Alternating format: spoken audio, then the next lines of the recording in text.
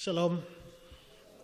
Baik Bapak Ibu Saudara-saudara, kita sudah 2 minggu berturut-turut kita bahas seri khotbah kita, yaitu pembahasan paham pluralisme, inklusivisme, dan eksklusivisme. Dan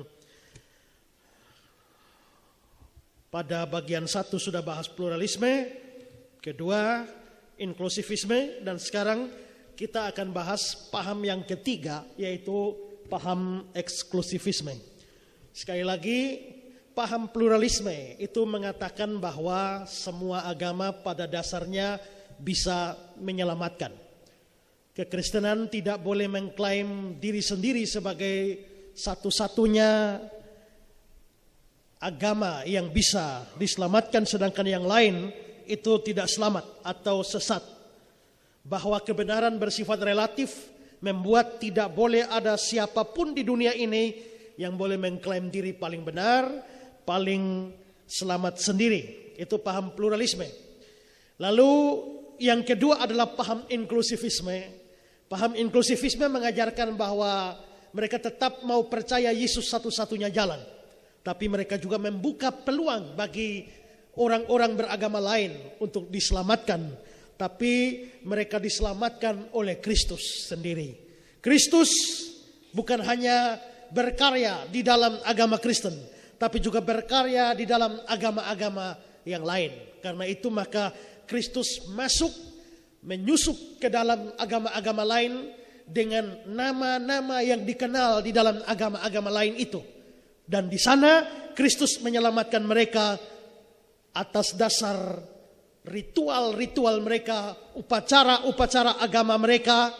Dan karena itu maka ada juga orang-orang beragama lain yang selamat, tapi mereka pada dasarnya diselamatkan oleh Kristus. Saya sudah bahas itu, sudah memberikan tanggapan juga.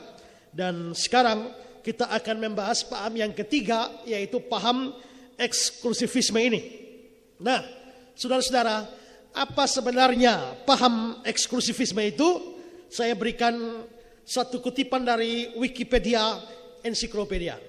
Dari Wikipedia dikatakan begini: eksklusivisme adalah salah satu cara pandang kekristenan terhadap agama-agama non-Kristen. Pendekatan eksklusivisme menyatakan bahwa agama Kristen merupakan satu-satunya jalan keselamatan. Paham eksklusivisme menjelaskan bahwa di luar kekristenan tidak ada keselamatan. Nah, saudara-saudara, dari keterangan Wikipedia ini dikatakan bahwa agama Kristen merupakan satu-satunya jalan keselamatan. Di luar kekristenan tidak ada keselamatan. Saudara, saya mau memberikan catatan untuk definisi semacam ini, bahwa menurut saya ini definisi yang tidak benar. Kenapa?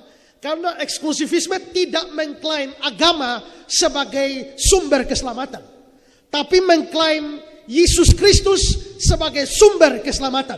Sehingga sekalipun memang antara Kristus dan Kristen itu tidak bisa dipisahkan, itu mempunyai kaitan yang erat karena Kristen adalah orang yang percaya kepada Kristus, tapi tetap memang bisa dibedakan antara Kristus dan Kristen. Sehingga mengatakan bahwa Yesuslah satu-satunya jalan keselamatan, itu berbeda dengan mengatakan Kristenlah satu-satunya jalan keselamatan. Karena itu saudara, menurut saya definisi dari Wikipedia ini tidak terlalu tepat. Saya mau memberikan definisi yang diberikan oleh seorang yang namanya Chris Wright. Chris Wright mengatakan, pandangan ini, maksudnya pandangan eksklusivisme. Pandangan ini menyatakan bahwa jika Yesus Kristus secara unik adalah kebenaran dan satu-satunya jalan keselamatan bagi umat manusia, itu berarti agama-agama lain itu tidak merupakan jalan keselamatan. Jikalau Yesus itu unik, jikalau Yesus satu-satunya jalan, maka agama-agama yang lain bukan jalan keselamatan. Saudara-saudara, dari apa yang dikatakan oleh Chris Wright ini, kelihatannya dia memberikan dua hal. Pertama, dia mengatakan Yesus Kristus unik dan satu-satunya jalan keselamatan. Dan yang kedua adalah agama-agama yang lain bukan merupakan jalan keselamatan atau tidak bisa diselamatkan. Bandingkan definisi ini dengan definisi lain yang diberikan oleh seorang namanya Ajit Fernando. Ajit Fernando ini mengatakan, pandangan Kristen tradisional tentang agama-agama dunia disebut eksklusivisme. Di sini Injil Kristen dianggap sebagai satu-satunya kebenaran dan penerimaan terhadap Injil ini merupakan satu-satunya jalan bagi manusia untuk bisa diselamatkan. Memang di sini dia tidak bicara tentang Yesus, dia bicara tentang Injil. Tapi inti Injil ada pada Yesus Kristus. Dengan kata lain, percaya kepada Injil sama dengan percaya kepada Yesus. Terima Injil sama dengan terima Yesus Kristus. Jadi ini eksklusivisme. Injil Kristen dianggap satu-satunya kebenaran. Penerimaan terhadap Injil ini merupakan satu-satunya jalan bagi manusia untuk bisa diselamatkan. Dengan kata lain saudara, eksklusivisme ini percaya Yesus Kristus satu-satunya jalan keselamatan. Jikalau pluralisme berkata semua agama bisa selamat dari agama mereka sendiri. Jikalau inklusivisme percaya Yesus satu-satunya jalan, tapi agama lain juga selamat karena diselamatkan oleh Kristus. Eksklusivisme berkata Yesus satu-satunya jalan dan semua agama yang notabene tidak percaya Yesus Kristus, mereka tidak mungkin diselamatkan atau binasa. Ini pandangan eksklusif. Dan saudara-saudara, saya percaya inilah pandangan Alkitabiah dan inilah pandangan yang saya terima dan saya anut. Nah sekarang saudara, untuk membahas ini lebih jauh, saya akan bahas ini dalam 3 poin penting tentang eksklusivisme ini. Pertama saudara, kita akan melihat dasar kitab suci dari paham eksklusivisme ini. Paham eksklusivisme, Yesus satu-satunya jalan, mempunyai dasar yang sangat kuat dari Alkitab.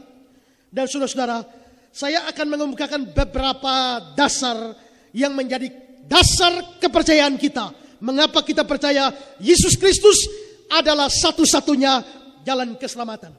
Yang pertama saudara, dasar yang pertama adalah adanya ayat-ayat kitab suci yang secara jelas menunjukkan bahwa Yesus adalah satu-satunya jalan ke surga. Dan saya kira ayat yang terkenal adalah Yohanes pasal 14 ayat yang ke-6. Ayat ini berkata, Akulah jalan dan kebenaran dan hidup. Tidak ada seorang pun yang datang kepada Bapa kalau tidak melalui aku. Ini kata-kata Yesus. Akulah jalan dan kebenaran dan hidup. Tidak seorang pun dapat datang kepada Bapa kalau tidak melalui aku.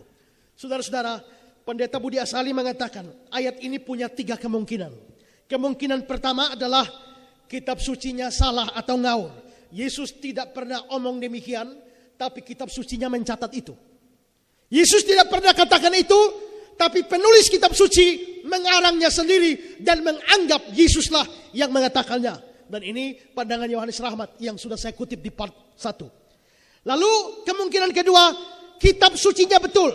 Yesus memang pernah mengucapkan pernyataan ini, tapi Yesusnya berdusta. Yesusnya omong kosong. Dia bukan satu-satunya jalan, tapi dia mengucapkan seolah-olah dia satu-satunya jalan. Ini juga pandangan Yohanes Rahmat yang sudah saya kutipkan di dalam part 1. Dan yang ketiga, kitab sucinya betul dan Yesusnya tidak berdusta. Sehingga dia memang satu-satunya jalan kepada Bapa atau jalan ke surga. Jadi pertama, kitab sucinya yang salah. Yesus tidak pernah omong, tapi kitab suci penulis kitab suci yang menulisnya. Kedua, Yesusnya tidak berdusta. Yesus memang omong begitu. Yesus memang pernah mengatakan begitu, tapi dia sebenarnya berdusta karena dia sebenarnya bukan satu-satunya jalan. Ketiga, kitab sucinya betul, Yesus tidak berdusta, dan dengan demikian dia adalah satu-satunya jalan. Lalu Pendeta Budi Asali melanjutkan penjelasan ini dengan mengatakan begini. Renungkan, yang mana dari 3 kemungkinan ini yang saudara terima? Kalau saudara menerima yang pertama atau yang kedua, sebaiknya saudara pindah agama saja. Karena apa gunanya menjadi Kristen, tapi mempercayai bahwa kitab sucinya salah atau ngaur, atau Tuhannya berdusta. Kalau anggap kitab sucinya salah, untuk apa dipercaya? Apalagi Tuhannya salah, lebih baik pindah agama saja. Daripada menjadi Kristen, tapi percaya Tuhannya bisa salah, Tuhannya bisa keliru, Tuhannya bisa berdusta. Saudara-saudara, ayat ini begitu tegas, akulah jalan dan kebenaran dan hidup. Tadi malam saya baca bukunya Stephen Tong, dia bilang begini, anehnya adalah sepanjang sejarah tidak pernah ada orang yang berani mengucapkan kalimat seperti ini. Seandainya kalimat seperti ini diucapkan oleh banyak orang, mungkin kita tidak perlu merasa aneh. Tapi masalahnya adalah tidak pernah ada orang yang berani mengatakan demikian. Saudara-saudara, di dalam buku saya, Keunikan Yesus Kristus, saya menulis beberapa keunikan dari Yesus Kristus. Salah satunya adalah ajaran Yesus selalu berpusat pada dirinya. Ketika nabi-nabi, ketika guru-guru, ketika rasul-rasul, ketika para pendiri agama bicara tentang Allah, mereka mengarahkan umat kepada Allah. Mereka membawa umat kepada Allah. Tapi ketika Yesus Kristus bicara, dia mengarahkan orang kepada dirinya. Dia membawa orang kepada dirinya. Dia menarik perhatian orang kepada dirinya. Ketika dia berkata, akulah jalan, akulah pintu, akulah kebenaran, akulah hidup, akulah kebangkitan dan hidup, akulah. Dengan kata lain saudara, Yesus dalam pengajarannya membawa orang kepada dirinya sendiri. Dan ini berbeda dengan siapapun tokoh agama manapun di dalam dunia ini.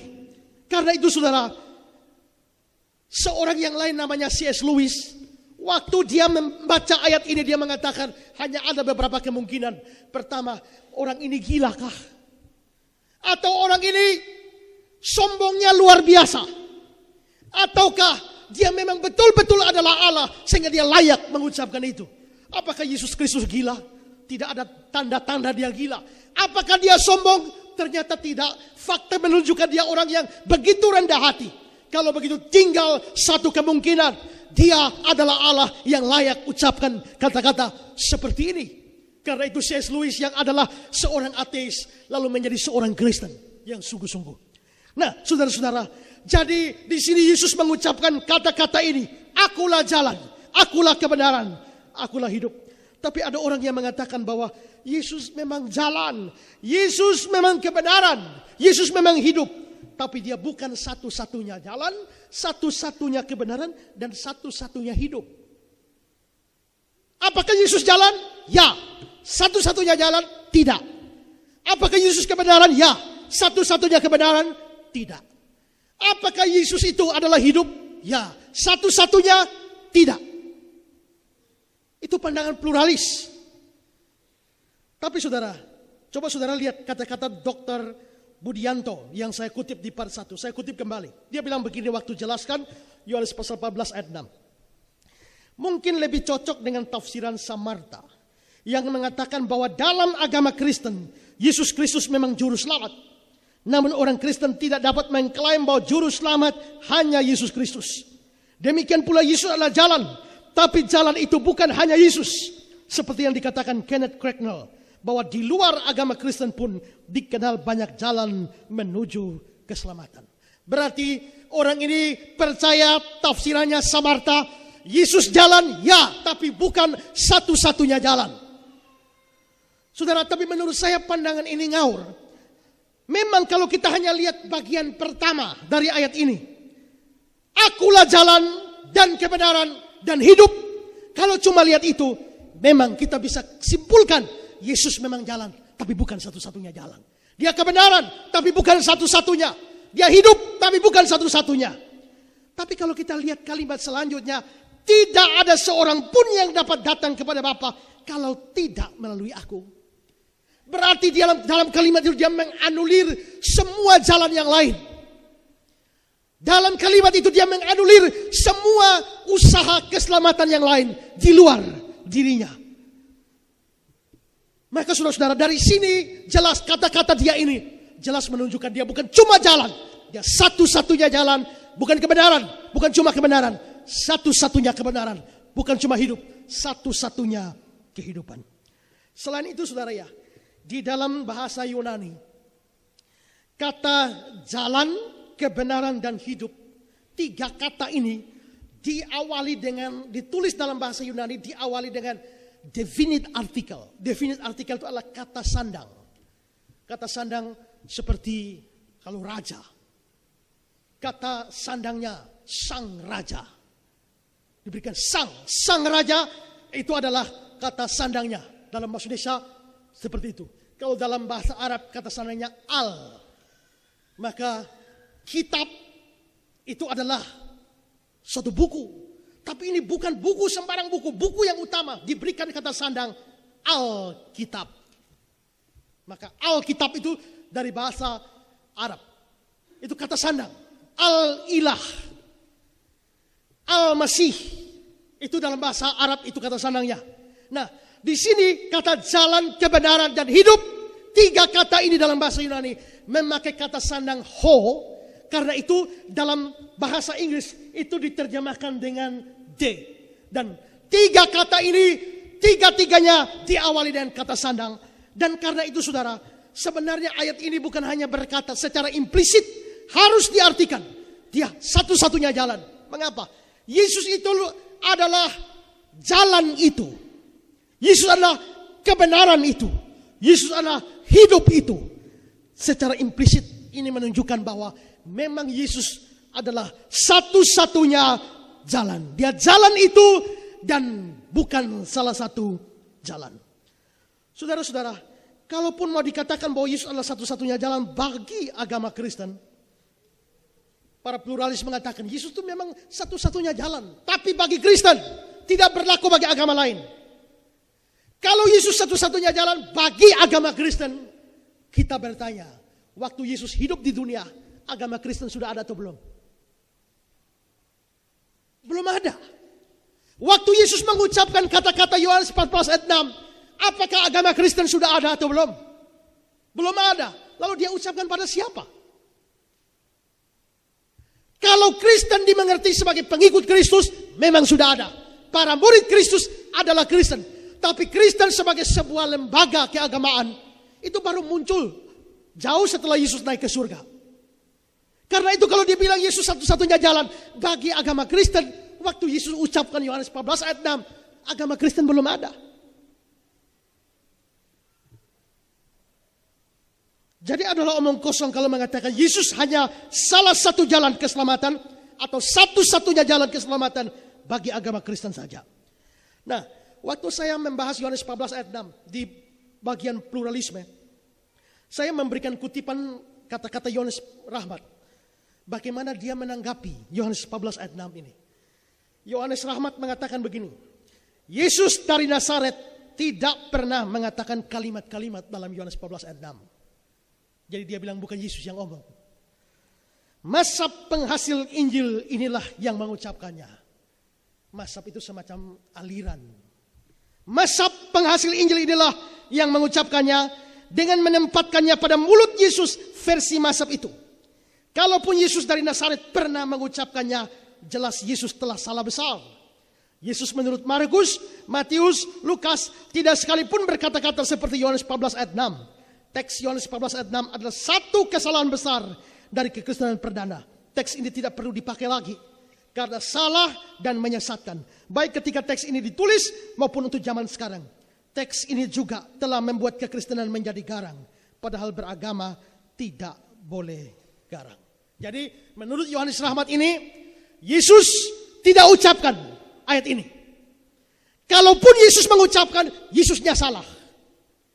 Nah saudara, saya kira kalau orang ini menganggap Yesusnya salah, tidak heran karena memang dia tidak percaya Yesus adalah Allah. Tesis S2 dia lulus tesis dengan membuktikan Yesus bukan Allah. Jadi wajar. Saya kira saya tidak perlu tanggapi ini karena bukan konteksnya.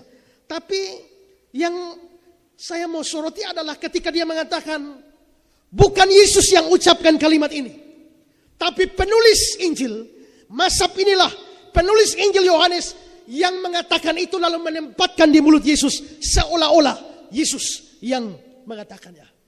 Mengapa dia anggap bahwa ini tidak mungkin kata-kata Yesus? Perhatikan kembali kutipannya.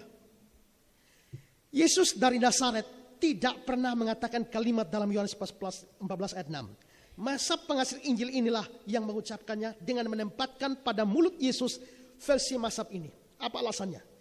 Yesus menurut Markus, Matius, dan Lukas tidak sekalipun berkata-kata seperti Yohanes 14 ayat 6. Jadi mengapa dia menganggap bahwa Yohanes 14 ayat 6 bukan diucapkan oleh Yesus? Karena Matius tidak pernah omong itu. Markus tidak pernah omong itu. Lukas tidak pernah omong itu. Yohanes tahu dari mana? Sudah ngerti logikanya ya? Karena tidak ada di Injil yang lain, 3 Injil yang lain, cuma ada di Injil Yohanes. Itu berarti bahwa Yohanes yang ngarang. Bukan Yesus yang omong. Saudara, mengapa sampai dia berpendapat demikian? Begini ceritanya. Pada tahun 1985, ada satu aliran yang muncul di Amerika. Aliran ini dipelopori oleh 77 orang yang menamakan diri ahli Alkitab dan para teolog. 77 teolog ini, mereka mempunyai asumsi dasar bahwa Yesus yang diberitakan di dalam Alkitab atau Kristus yang diceritakan di dalam Injil-Injil terutama, itu adalah Kristus hasil dari iman gereja. Tapi belum tentu Kristus yang diimani gereja sama dengan Yesus yang pernah hidup dalam sejarah. Ini 1985 di Amerika. Kristus yang diimani gereja belum tentu Yesus yang hidup dalam sejarah. Maka mereka membedakan antara Christ faith dan Jesus history. Kristus iman dan Yesus sejarah. Bagi mereka, Christ faith belum tentu adalah Jesus history.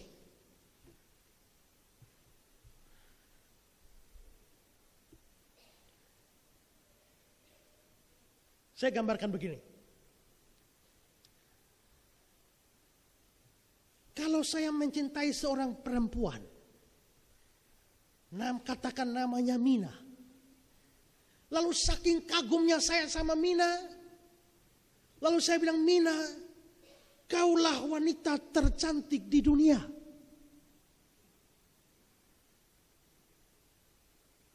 Biarpun Madonna cantik, Marilyn Monroe juga cantik, bagiku lebih cantik Nyai. Kan begitu kan? Berarti bagiku Nyai ini yang paling cantik. Mina paling cantik di seluruh dunia. Itu Mina menurut iman saya. Itu Mina faith. Tapi apakah benar Mina dalam sejarah adalah wanita tercantik di dunia? Ternyata tidak. Rambut saja sisir tidak betul. Berarti kalau di dalam sejarah ternyata ada banyak orang lebih cantik dari Mina. Tapi saya mau mengatakan entah yang lain mungkin lebih cantik. Tapi bagi saya Mina paling cantik. Ini Mina faith. Tapi yang ini adalah Mina history.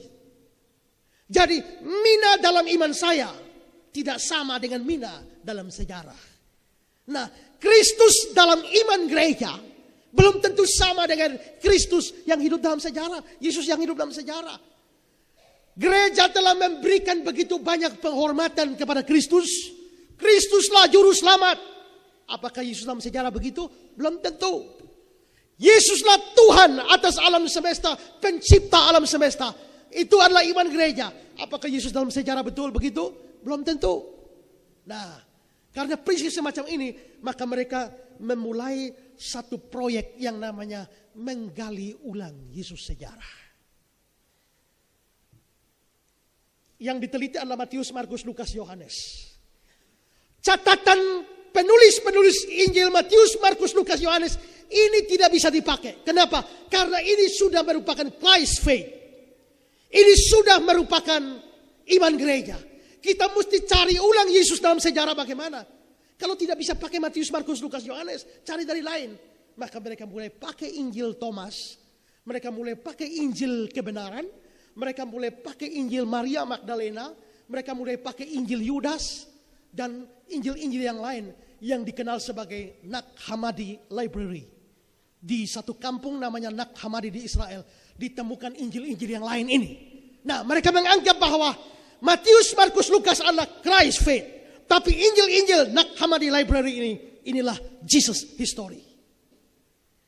Nah, ini diliput oleh berbagai media massa dan dipublikasikan di seluruh dunia. Dan ini mempengaruhi teologi di Indonesia, mempengaruhi STT Jakarta. Dan salah satu teolog yang mendukung kuat paham Jesus, ini disebut Jesus Seminar. Paham Jesus Seminar ini adalah Yohanes Rahmat. Dia dengan secara rutin menulis artikel-artikel tentang Yesus sejarah di dalam majalah Kairos. Dan boleh dipastikan dia dipengaruhi oleh pandangan Yesus Seminar ini. Nah, saudara-saudara, kelompok Yesus Seminar ini, mereka lalu, kalau memang Matius, Markus, Lukas, Yohanes ini adalah iman gereja, tapi belum tentu Yesus sejarah, kita mesti cari tahu, baca Matius, Markus, Lukas, Yohanes, kita mesti temukan mana yang betul-betul dilakukan oleh Yesus, mana yang sudah campur tangan gereja. Mana kata-kata Yesus yang asli dan mana yang palsu. Mana kata-kata Yesus hanya buah pikiran Yesus saja, tapi kalimat-kalimatnya dari murid-murid. Ini mesti dipisahkan. Metodenya bagaimana? Pertama, Yesus ini kan naik ke surga kan kira-kira tahun 27 sampai tahun 30 naik ke surga. Injil pertama Markus ditulis sekitar tahun 60, berarti ada jarak 30 tahun. Kalau 30 tahun, apalagi Injil-Injil yang lain, 30 tahun ini duduk ingat apa yang Yesus omong 30 tahun yang lalu. Bisa lupa? Wah, ini bisa lupa. Makin panjang satu kalimat, makin memungkinkan untuk dilupakan. Tapi kalimat-kalimat Yesus yang pendek, itu mungkin diingat. Karena itu asumsi mereka adalah kalimat-kalimat yang pendek itu bisa asli dari Yesus. Tapi mulai panjang, itu sudah nyaris bukan dari Yesus. Kedua, kalau Matius mencatat, Markus mencatat, Lukas catat, Yohanes catat, ada di 4 Injil, itu berarti asli dari Yesus. Tapi kalau cuma Matius dan Lukas yang catat, tapi Markus dan Yohanes tidak ada, itu diragukan. Tapi kalau Yohanes catat, Matius, Markus, Lukas tidak catat, ini pasti bukan dari Yesus. Ini teori mereka. Lalu mereka menerbitkan Alkitab 4 warna. Alkitab 4 warna ini mereka kasih warna. Warna merah artinya asli kata-kata Yesus atau perbuatan Yesus. Kalau agak diragukan ini dari Yesus, dikasih merah muda, agak ragu. Kalau ini hanya idenya Yesus, tapi bahasanya bukan dari Yesus, cuma ide saja, itu dikasih warna abu-abu. Tapi kalau itu pasti bukan dari Yesus, dikasih warna hitam. Nah, sekarang saudara-saudara, coba lihat kata-kata Yohanes 11 ayat 25. Akulah kebangkitan dan hidup. Ada di Injil mana? Yohanes. Di Matius ada? Tidak ada. Di Markus ada? Tidak ada. Di Lukas ada? Tidak ada. Berarti akulah kebangkitan dan hidup. Yesus tidak pernah, pasti Yesus tidak pernah ucapkan itu. Itu karangannya Yohanes saja. Akulah pintu kepada domba-domba. Di mana? Di Yohanes. Matius, Markus, Lukas tidak ada. Berarti ini palsu. Tidak pernah diucapkan oleh Yesus. Akulah pokok anggur yang baik. Ada di Matius, Markus, Lukas? Tidak ada. Cuma di Yohanes. Berarti ini palsu. Ini bukan ucapan Yesus.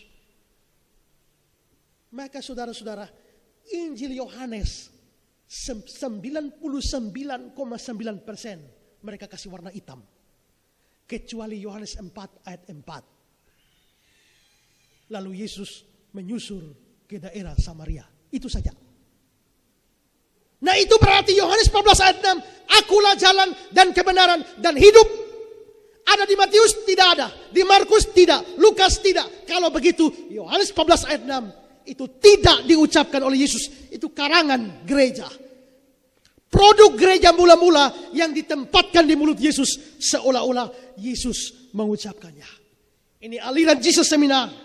Karena itu dalam majalah, 2 majalah, Midwest Today mengatakan, edisi Maret 94. Ketika 77 ahli Alkitab menuntut bahwa 80% yang dianggap ucapan Yesus dalam Alkitab sebenarnya tidak diucapkan Yesus, kepanikan menyebar. Lalu majalah Time, April 96. Yesus Seminar yang provokatif mengungkapkan bahwa tidak banyak bagian perjanjian baru dapat dipercaya. Bila demikian, apa yang dipercaya oleh orang Kristen? Tidak banyak yang bisa dipercaya. Nah, dengan pemikiran semacam inilah Yohanes 14 ayat 6 dianggap sebagai ayat palsu, ayat karangan Yohanes dan tidak pernah diucapkan oleh Yesus. Jadi mengapa Yohanes Rabat berpandangan demikian? Ini pengaruh aliran Jesus Seminar.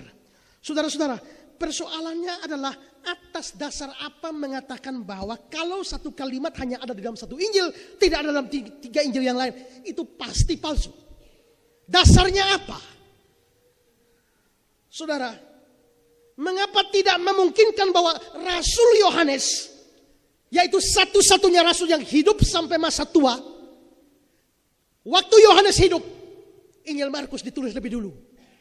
Setelah itu disusul Matius, ketiga Lukas. Tapi Yohanes belum menulis. Yohanes menulis Injil Yohanes pada usia yang sangat tua. Kira-kira 120 tahun. Dan itu sekitar akhir tahun 90-an. Dia hidup sudah tua. Waktu Yohanes hidup, Matius, Markus, Lukas sudah ada. Apakah tidak memungkinkan bahwa Yohanes yang adalah murid langsung dari Yesus, lihat, dia baca Injil Matius, dia tahu Matius ada banyak kata Yesus yang belum ditulis oleh Matius. Markus bukan rasul. Dia adalah murid dari Petrus. Biarpun Markus tulis, ada kurangnya.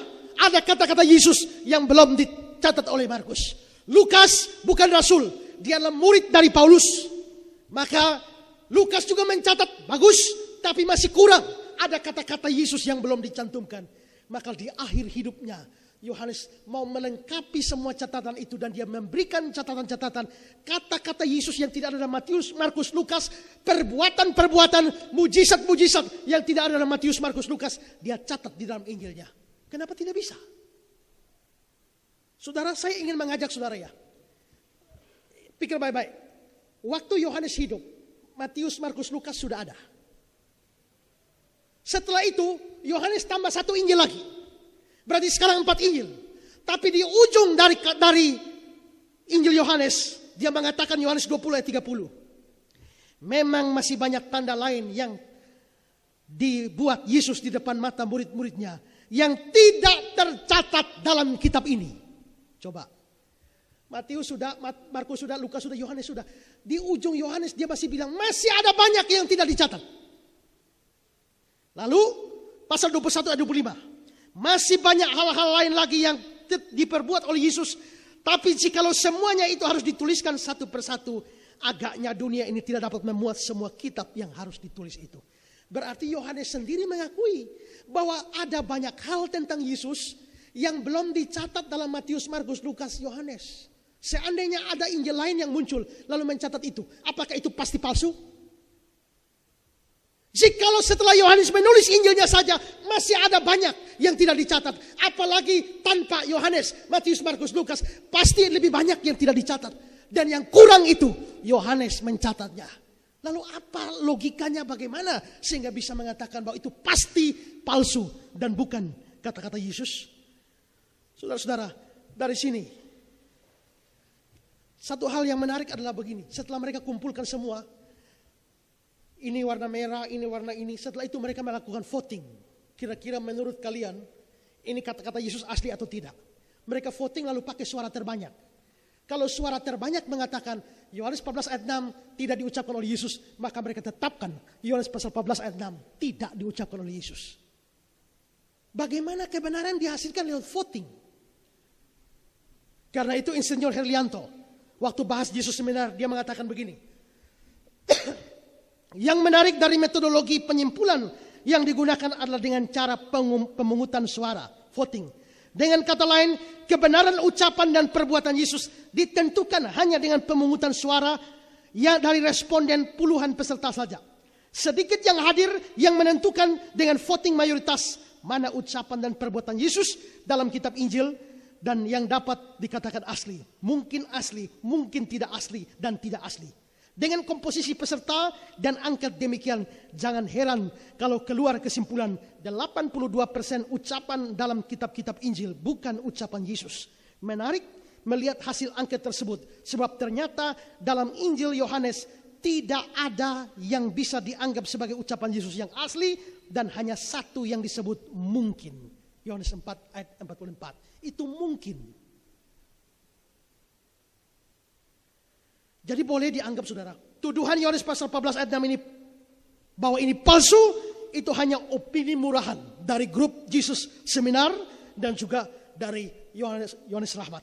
Karena itu Yohanes 14 ayat 6 masih berdiri kokoh sebagai ucapan Yesus yang sangat eksklusif dan tidak ada siapapun bisa datang kepada Bapa jikalau tidak melalui Yesus. Itu berarti semua agama yang tidak percaya Yesus, semua agama yang mau pergi ke surga tanpa melalui Yesus, semuanya tidak bisa sampai kepada Allah. Ini kita baru satu ayat ini. Sekarang ayat kedua yang menunjukkan bahwa Yesus satu-satunya jalan. Kisah 4 ayat 12. Dan keselamatan tidak ada di dalam siapapun juga selain di dalam Dia. Sebab di bawah kolong langit ini tidak ada nama lain yang diberikan kepada manusia yang olehnya kita dapat diselamatkan. Saudara, ayat ini menyatakan keselamatan ada dalam Yesus dan tidak ada nama lain di bawah kolong langit ini, termasuk nama Kristus yang dipercaya inklusivisme.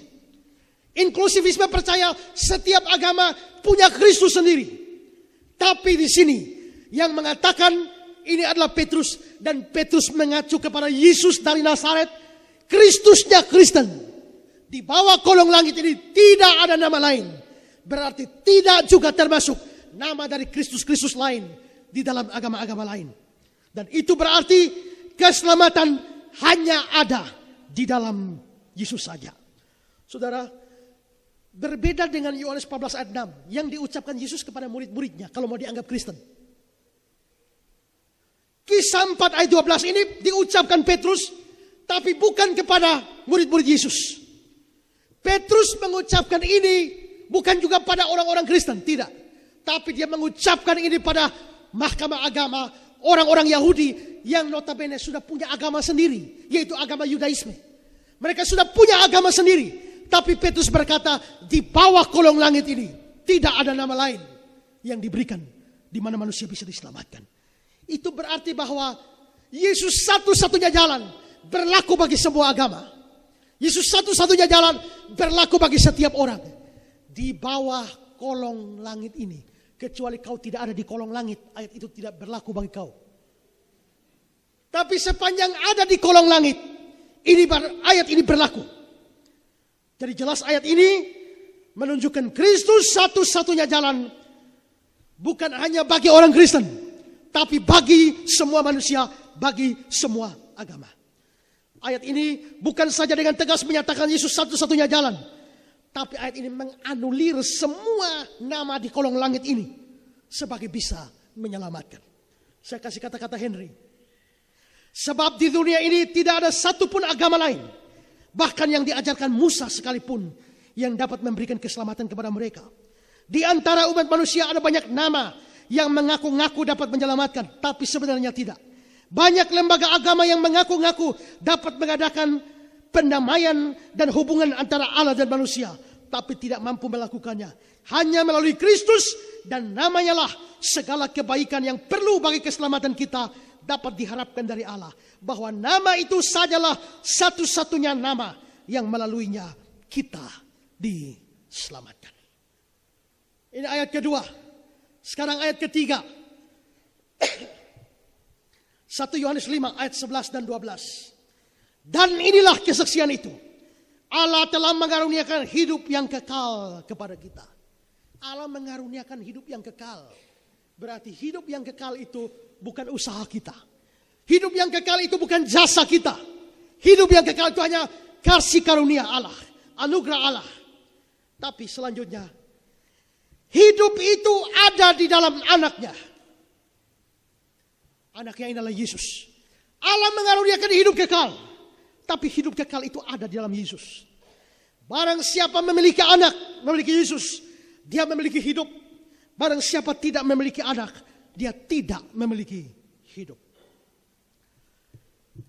Allah memberikan hidup kekal. Tapi hidup kekal itu diberikan dalam anaknya. Hidup kekal ada di dalam anaknya. Bayangkan bahwa Yesus seperti kotak. Dan hidup kekal ada di dalam kotak itu. Kalau hidup kekal ada dalam kotak itu, atau saya mau berikan coklat pada saudara, coklat itu ada dalam kotak. Saudara terima kotaknya, terima coklatnya. Tolak kotaknya, tolak coklatnya. Kenapa? Karena coklat itu ada di dalam kotak itu. Hidup kekal ada di dalam Yesus. Terima Yesusnya, terima hidup kekal. Tapi tolak Yesusnya, tolak hidup yang kekal. Lalu ayat 12 menegaskan, barang siapa memiliki anak, memiliki Yesus, dia memiliki hidup. Barang siapa tidak memiliki anak, dia tidak memiliki hidup. Clark mengatakan, karena hidup kekal diberikan dalam anak Allah, maka hidup kekal itu tidak bisa dinikmati tanpa dia. Ingat, tidak bisa nikmati hidup kekal tanpa Kristus. Tidak ada yang bisa mempunyai tanpa mempunyai Kristus. Karena itu dia yang mempunyai anak, mempunyai hidup. Dia yang tidak mempunyai anak, tidak mempunyai hidup. Adalah sia-sia mengharapkan kemuliaan kekal jika kita tidak mempunyai Kristus dalam hati kita. Jelas ayat ini menentang paham pluralisme yang mengatakan ada keselamatan dalam semua agama. Bagaimana mungkin agama-agama bisa mendapatkan hidup yang kekal, padahal mereka tidak kenal Yesus sama sekali.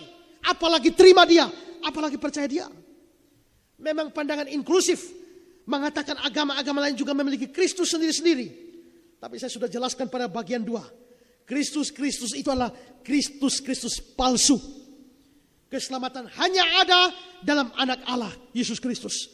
Dan semua yang tidak memiliki Kristus mustahil dapat hidup kekal, mesti masuk ke dalam neraka. Pertanyaan kita, apakah Islam percaya Yesus? Percaya Yesus Nabi ya. Tapi percaya Yesus adalah anak Allah. Percaya dia adalah juru selamat. Percaya dia penebus dosa. Tidak. Mereka harus binasa. Apakah Hindu percaya Yesus? Tidak. Mereka tidak bisa dapat hidup kekal. Buddha, Konghucu, Bahai, aliran-aliran kepercayaan yang lain-lain. Konghucu dan lain-lain. Apakah mereka punya Kristus? Tidak. Kalau mereka punya Kristus, Kristus palsu. Tapi kalau mereka tidak punya anak Allah, Yesus Kristus, mereka tidak bisa dapatkan hidup yang kekal. 1 Timotius 2 ayat 5.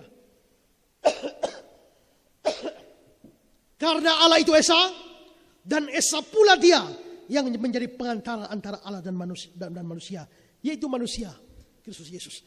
Allah itu Esa, pengantaranya itu satu. Pengantara ini adalah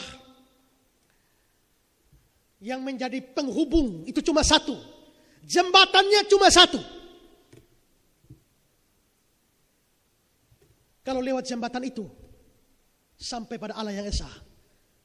Kalau tidak mau lewat jembatan itu, mau berenang sendiri, nanti mati. Jadi Allah itu Esa, penghubungnya satu, jembatannya satu, pengantaranya satu. Bagaimana mungkin agama-agama lain bisa diselamatkan tanpa melalui pengantara satu-satunya ini? Jadi saudara, dari sini kita bisa lihat dasar kita percaya Yesus satu-satunya jalan adalah ada ayat-ayat eksplisit menyatakan itu. Dan 4 ayat sudah kita lihat. Sekarang dasar yang kedua. Ada ayat-ayat yang secara eksplisit menunjukkan orang yang tidak percaya pada Yesus akan mati dalam dosanya atau masuk neraka. Yohanes 8 ayat 24. Jikalau kamu tidak percaya bahwa akulah dia, kamu akan mati dalam dosa. Mati dalam dosa pasti adalah binasa, masuk neraka. Jadi orang yang tidak percaya Yesus pasti mati dalam dosa, pasti binasa. Lalu Wahyu 21 ayat 8. Tetapi orang-orang penakut, orang-orang tidak percaya, dan macam-macam yang lain. Orang-orang keji, pembunuh, orang sundal, tukang sihir, penyembah berhala, semua pendusta. Mereka akan mendapat bagian dalam lautan api yang menyala-nyala oleh api dan belerang. Inilah kematian yang kedua. Ini neraka. Perhatikan, ini daftar orang yang akan masuk neraka. Tetapi orang-orang penakut, orang-orang tidak percaya. Ini orang yang tidak percaya ini ranking 2 masuk neraka. Ranking 1-nya adalah penakut. Ini bukan takut anjing, takut cicak, takut tokek, bukan. Takut ancaman lalu tidak jadi percaya Yesus. Mau percaya Yesus ada ancaman. Mau percaya Yesus hidup akan menderita. Mau percaya Yesus akan sengsara, dianiaya. Jadi tidak percaya Yesus. Ini ranking 1 masuk neraka. Ranking 2-nya adalah orang-orang yang tidak percaya. Maka semua yang tidak percaya. Sekarang pertanyaan kita adalah, apakah ada orang-orang tidak percaya di dalam Kristen? Ada. Jikalau di dalam Kristen saja ada orang tidak percaya, bagaimana dengan orang-orang di dalam agama lain? Ada orang berkata, ada orang percaya di sana. Kristen anonim. Seperti konsepnya Karl Rahner. Tapi saya sudah bantah konsep itu. Bagaimana orang bisa dianggap percaya kalau dia tetap aktif di dalam agamanya, tetap di dalam ritual-ritual agamanya, tapi dianggap sebagai orang percaya? Bagi saya itu tidak memungkinkan. Semua harus digolongkan orang tidak percaya. Karena itu Alkitab mengatakan yang tidak percaya tidak selamat, masuk neraka. Sekarang bukti ketiga. Dalam perjanjian lama, Allah berulang kali memberikan satu jalan untuk bebas dari hukuman. Dan itu adalah tipe atau gambaran dari Kristus. Ada 3 kasus bisa diambil sebagai contoh. Pertama, Batra Nuh. Waktu Allah menghukum dunia ini dengan air bah, Allah menyediakan jalan keselamatan. Melalui Nuh, suruh bikin batra. Allah tidak menyediakan jalan atau cara keselamatan yang lain selain batra. Dan Allah juga tidak suruh Nuh bikin batra 3. Tidak. Batranya cuma 1. Sehingga satu-satunya jalan keselamatan saat itu adalah masuk ke dalam batra. Di luar batra, binasa. Kalau ada orang yang tidak mau masuk batra itu, tapi mau cari keselamatan dengan cara lain, misalnya pas air bah datang naik pohon kelapa, pasti binasa juga. Kenapa? Karena batra air bah itu menutupi sampai gunung-gunung yang tinggi. Naik gunung yang tinggi, yang paling tinggi. Alkitab bilang seluruh dunia sampai gunung tinggi rata dengan tanah. Waktu saya bahas tentang Batra Nuh, air bah, saya sudah tunjukkan data-data arkeologi, bahkan di puncak paling tinggi Himalaya pun ditemukan fosil-fosil kerang yang itu adalah dari lautan, dasar laut di Inggris. Bagaimana kerang dari dasar laut di Inggris bisa naik sampai Himalaya? Kecuali pernah ada satu banjir besar yang membawa sampai di sana. Itu berarti naik pohon atau panjat tebing, naik gunung, pasti binasa. Atau bagaimana kalau bikin perahu sampan? Bikin perahu sampan juga pasti tewas semuanya. Tidak ada jalan lain. Satu-satunya jalan cuma naik batra. Kecuali itu mati semua. Ini contoh pertama. Allah memberikan satu jalan saja, tidak banyak jalan.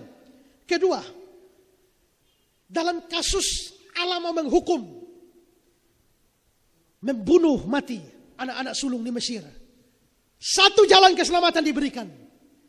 Domba Paskah disembelih, lalu darahnya ditaruh, disapukan ke ambang pintu. Apabila malaikat maut itu datang dan dia melihat darah disapukan, dia melewati. Melewati itu bahasa Ibraninya Pesah. Dari Pesah ini melewati muncul Paskah.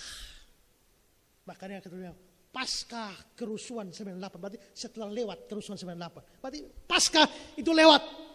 Maka Paskah orang Yahudi, orang Israel memperingati bahwa mereka dilewati oleh kematian. Tapi itu satu-satunya jalan. Dan saudara-saudara, berarti darah domba Paskah itu satu-satunya jalan untuk selamat dari kematian. Dan menariknya, Rasul Paulus mengatakan dalam 1 Korintus 5 ayat 7 dikatakan, sebab anak domba Paskah kita juga telah disembelih, yaitu Kristus. Jikalau darah domba adalah satu-satunya jalan keselamatan saat itu, dan Kristus adalah anak domba Paskah kita yang sudah disembelih, berarti hanya dialah satu-satunya jalan keselamatan. Di dalam kitab Bilangan ada cerita tentang orang Israel yang memberontak dan marah kepada Tuhan, marah kepada Musa. Mereka bosan, coba dulu di Mesir kami makan enak, bawang pre, bawang putih dan lain sebagainya. Tapi sekarang di padang gurun, apa ini makanan hambar ini, kami sudah muak, kata mereka. Karena mereka makan mana tiap hari selama 40 tahun. Ngomel mereka. Karena mereka ngomel, Tuhan Allah murka, lalu mengirimkan ular tedung, gigit semua, banyak yang mati. Lalu mereka datang minta pada Musa tolong. Musa berdoa, Tuhan bagaimana ini? Tuhan kasih solusi. Bilangan 21 ayat 8. Maka berfirmanlah Tuhan pada Musa, buatlah ular tedung dan taruhlah itu pada sebuah tiang. Maka setiap orang yang terpagut, jika dia melihatnya, akan tetap hidup. Jadi mereka digigit ular, tapi Tuhan berikan satu jalan keselamatan. Kalau digigit ular, lihatlah patung ular yang Musa berikan. Kalau lihat itu, sembuh. Tidak masuk akal bukan? Kok cuma lihat? Mau masuk akal atau tidak masuk akal, pokoknya Tuhan yang berikan. Kalau tidak mau lihat, lu jadi almarhum. Jadi jalannya satu. Kalau orang digigit ular, lihat patung ular, sembuh. Kalau digigit ular, lalu pikir, masa lihat sembuh, saya tidak percaya. Kalau digigit ular ini mesti taruh apa ini? Ya, ini mesti taruh obat, cari obat, mati. Ini mesti diikat dulu dengan tali, mati. Ini mesti disuntik, mati. Tuhan Allah sudah kasih cara, caranya rasanya tidak masuk di akal. Hanya lihat sembuh, dan itu satu-satunya jalan untuk sembuh. Dan menariknya saudara-saudara, ternyata ini adalah gambaran dari Kristus. Makanya di dalam Injil Yohanes ditulis, Yohanes 3 ayat 14-15. Dan sama seperti Musa meninggikan ular di padang gurun, demikian juga anak manusia harus ditinggikan, supaya setiap orang yang percaya kepadanya beroleh hidup yang kekal. Sama seperti orang yang digigit ular, cukup lihat pada patung ular, sembuh. Demikian juga pada zaman sekarang, cukup percaya Yesus, sembuh, selamat. Tadi malam saya baca-baca bukunya Ajit Fernando. Dia bilang begini, kenapa kok cukup hanya percaya saja bisa membuat orang dari neraka pindah surga? Kok mudah sekali, hanya percaya. Dia bilang begini, karena dosa hadir di dalam dunia, alasannya ketidakpercayaan. Tuhan sudah bilang, buah ini tidak boleh makan, nanti makan kamu mati. Tapi ular datang bilang, Tuhan Allah memang kalau kau makan pasti kamu jadi seperti Tuhan Allah. Maka Adam dan Hawa mulai tidak percaya pada firman Allah, lebih percaya pada kata-kata ular ini. Lalu mereka makan dan jadi dosa. Berarti dosa itu adalah diawali dengan ketidakpercayaan. Maka keselamatan hanya melalui kepercayaan. Itu saja, sederhana saja. Dan karena itu maka sama seperti begitu mudahnya orang digigit ular, lihat pada patung dan sembuh. Demikian juga kelihatan keselamatan begitu mudah, hanya percaya Yesus. Jiwa kita pindah dari neraka ke surga. Tapi karena saking remehnya dan kelihatan tidak masuk di akal, banyak orang tidak mau percaya. Dan akibatnya semua yang tidak percaya harus binasa. Ini bukti dasar yang ketiga. Jikalau Allah telah memberikan di dalam perjanjian lama satu-satunya jalan lewat Batra Nuh, lewat darah domba Paskah, dan lewat patung ular itu, maka Allah juga menetapkan di dalam perjanjian baru hanya satu jalan untuk selamat, yaitu melalui Kristus. Ini dasar ketiga. Dasar keempat, mengapa kita percaya Yesus satu-satunya jalan? Alkitab mengatakan sikap kita kepada Yesus merupakan sikap terhadap Allah. Menarik sekali saudara, bahwa Yesus ini sambil memberitakan Allah, dia memberitakan dirinya. Sambil menyuruh orang percaya kepada Allah, dia juga menyuruh orang percaya kepada dirinya. Sambil menyuruh orang berharap kepada Allah, dia juga bersuruh berharap pada dia. Dan dia menyetarakan dirinya dengan Allah di dalam apapun yang dia katakan. Lukas 10 ayat 16, barang siapa mendengar kamu, dia mendengar aku. Barang siapa menolak kamu, dia menolak aku. Barang siapa menolak aku, dia menolak dia yang mengutus aku. Menolak Yesus, menolak Allah. Yohanes 5 ayat 23. Supaya semua orang menghormati anak sama seperti menghormati bapa. Barang siapa tidak hormat anak, dia tidak hormat bapa. Tidak percaya Yesus, tidak percaya bapa.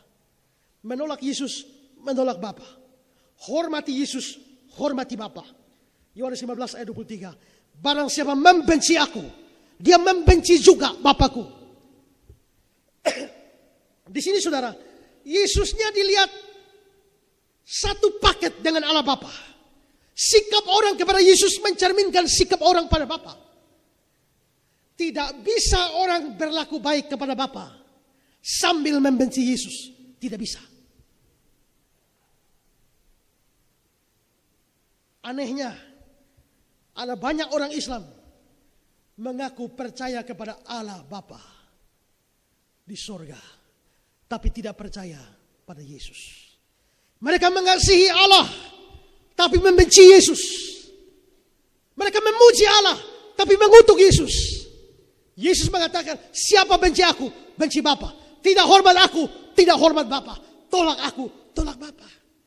Kalau begitu, mustahil Islam memperkenankan hati Tuhan. Karena anak Allah mereka tolak. Tidak mungkin mereka berkenan kepada Allah. Kalau saudara bertamu ke rumah saya dengan anak saudara, saya begitu hormat saudara, tapi saya tidak suka anak saudara. Karena anak saudara ini nakal. Sementara saya sajikan minum, dia naik-naik di meja, tarik-tarik itu kain dan sebagainya. Tapi saya sangat hormat saudara. Tapi waktu kita minum, anak saudara lari-lari di sana dan saya mulai emosi. Saya bilang, Bapak, saya hormat sekali Bapak, mari makan. Tapi saya lihat ini anak kurang aja. Ini anak terlempar, lalu saya bilang, Bapak, mari makan. Mari. Saya hormat Bapak. Saya hormat Bapak, ini anak naik kursi, kurang aja. Saya taruh dia di kepala begini. Tampias sampai di lantai. Bapak, mari makan. Bapak. Saya hormat sekali Bapak. Sekarang saya tanya, saudara rasa bagaimana? Kalau saudara tidak gila, saudara pasti rasa, ini orang bagaimana dia hormat saya, tapi anak saya diperlakukan demikian. Demikian juga Allah tidak mungkin menerima hormat dari orang lain. Pada saat yang sama, membenci Kristus, anaknya. Islam boleh tiap hari, Allahu Akbar, teriak-teriak sepanjang hari. Sampai telinga kita juga pusing mendengarnya. Waktu saya masih tinggal di BTN, terganggu sekali. Ya. Tapi biarpun mereka teriak berapa banyak, tapi mereka menghujat Kristus mati-matian. Mereka membenci orang Kristen, membakar gereja dan sebagainya. Bagaimana bisa mereka berkenan kepada Allah, sedangkan kepada anaknya mereka tolak. Sikap mereka kepada Allah, pada Yesus, itu sama dengan sikap mereka pada Allah. Kalau mereka tidak menghormat kepada Allah, mereka sama dengan tidak menghormat kepada Yesus. Dan bagaimana Allah memberikan surga kepada mereka, padahal mereka tidak menghargai anaknya. Bukti kelima, Yesus adalah Allah sendiri. Di sini saya tidak lagi mau membuktikan terlalu banyak Yesus adalah Allah, bukan bagiannya. Tapi saya hanya tunjukkan beberapa ayat bahwa memang kita percaya Yesus adalah Allah. Dalam Yesaya 9 ayat 5, ini nubuatan tentang Natal, tentang Yesus. Sebab seorang anak telah lahir untuk kita. Itu Yesus. Seorang putra diberikan untuk kita. Lambang pemerintahan ada di atas bahunya. Namanya untuk anak yang dilahirkan Yesus. Disebutkan orang, penasihat ajaib, Allah yang perkasa, El Gibor. Yesus disebut sebagai Allah yang perkasa. Yohanes 1, pada mulanya firman, ini gelar Yesus. Firman bersama-sama dengan Allah, firman itu adalah Allah. Yesus adalah Allah. Roma 9, mereka ini adalah orang Yahudi. Mereka adalah keturunan bapak-bapak leluhur yang menurunkan Mesias dalam keadaan sebagai manusia yang ada di atas segala sesuatu. Ia adalah Allah. Berarti Yesus adalah Allah. 1 Yohanes 5 ayat 20. Akan tetapi kita tahu anak Allah telah datang mengaruniakan pengertian pada kita. Supaya kita mengenal yang benar. Dan kita ada dalam yang benar. Di dalam anaknya Yesus Kristus. Dia adalah Allah yang benar. Yesus adalah Allah. Kalau Yesus adalah Allah, surga adalah kerajaannya Allah. Kalau surga adalah kerajaannya Allah, rumahnya Allah, bagaimana orang yang tidak percaya kepada Yesus mau datang ke rumahnya? Bagaimana orang yang menolak dia bisa datang dan bisa masuk ke rumahnya? Itu sesuatu yang mustahil. Dasar berikut. Semua manusia berdosa. Dosa tidak bisa ditebus dengan perbuatan baik. Karena itu semua manusia membutuhkan seorang juru selamat atau penebus dosa. Roma 3:23. Semua orang berbuat dosa. Dan dosa, berkali-kali saya sudah jelaskan, dosa tidak bisa ditebus dengan perbuatan baik apapun. Roma 3:27-28. Jika demikian, apakah dasarnya untuk bermegah? Tidak ada. Berdasarkan apa? Perbuatan? Tidak. Melainkan berdasarkan iman. Karena kami yakin manusia dibenarkan karena iman, bukan karena melakukan hukum Taurat. Orang yang berbuat baik tanpa iman, dia tidak mungkin dibenarkan di hadapan Allah. Galatia 2 ayat 16. Kamu tahu, tidak seorang pun dibenarkan oleh karena melakukan hukum Taurat. Dosa tidak bisa ditebus dengan berbuat baik. Bahkan saya sudah pernah katakan, dosa tidak bisa diselesaikan dengan bertobat. Dalam pengertian berhenti berdosa. Orang mencuri, berhenti mencuri, masuk surga? Tidak, tetap masuk neraka.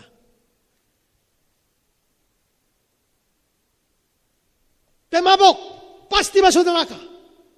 Bertobat dengan pengertian berhenti mabuk, apakah masuk surga? Tidak, tetap masuk neraka. Mengapa? Karena dosa dianggap hutang di hadapan Allah. Kalau saya berhutang kepada saudara 100 juta, lalu saudara marah karena saya tidak ganti-ganti, lalu saya bilang janji mulai sekarang tidak utang lagi, selesai masalahnya, selesai. Tidak bisa selesai, kenapa? Soal kamu berhenti berutang itu nomor 2. Nomor 1, utang lama bayar dulu. Kita mencuri. Ini utang di hadapan Allah. Tahu-tahu berhenti mencuri, selesai masalahnya? Tidak selesai. Karena itu kalau selesai di situ, biarpun saudara berhenti mencuri, saudara tetap masuk neraka. Saudara boleh berhenti mencuri di sini, tapi mencuri di sini, ini utangnya siapa bayar? Itulah sebabnya kita butuh seorang juru selamat. Kita butuh seorang penebus dosa yang bayar seluruh dosa kita. Kita tidak tahu berapa banyak dosa kita. Kita yang berdosa kita tidak tahu berapa banyak. Kita butuh seorang pembayar hutang dosa kita. Dan Kristus satu-satunya yang bayar. Ketika di atas kayu salib dia berkata, sudah selesai. Sudah genap. Hutang dosa kita sudah dibayar seluruhnya.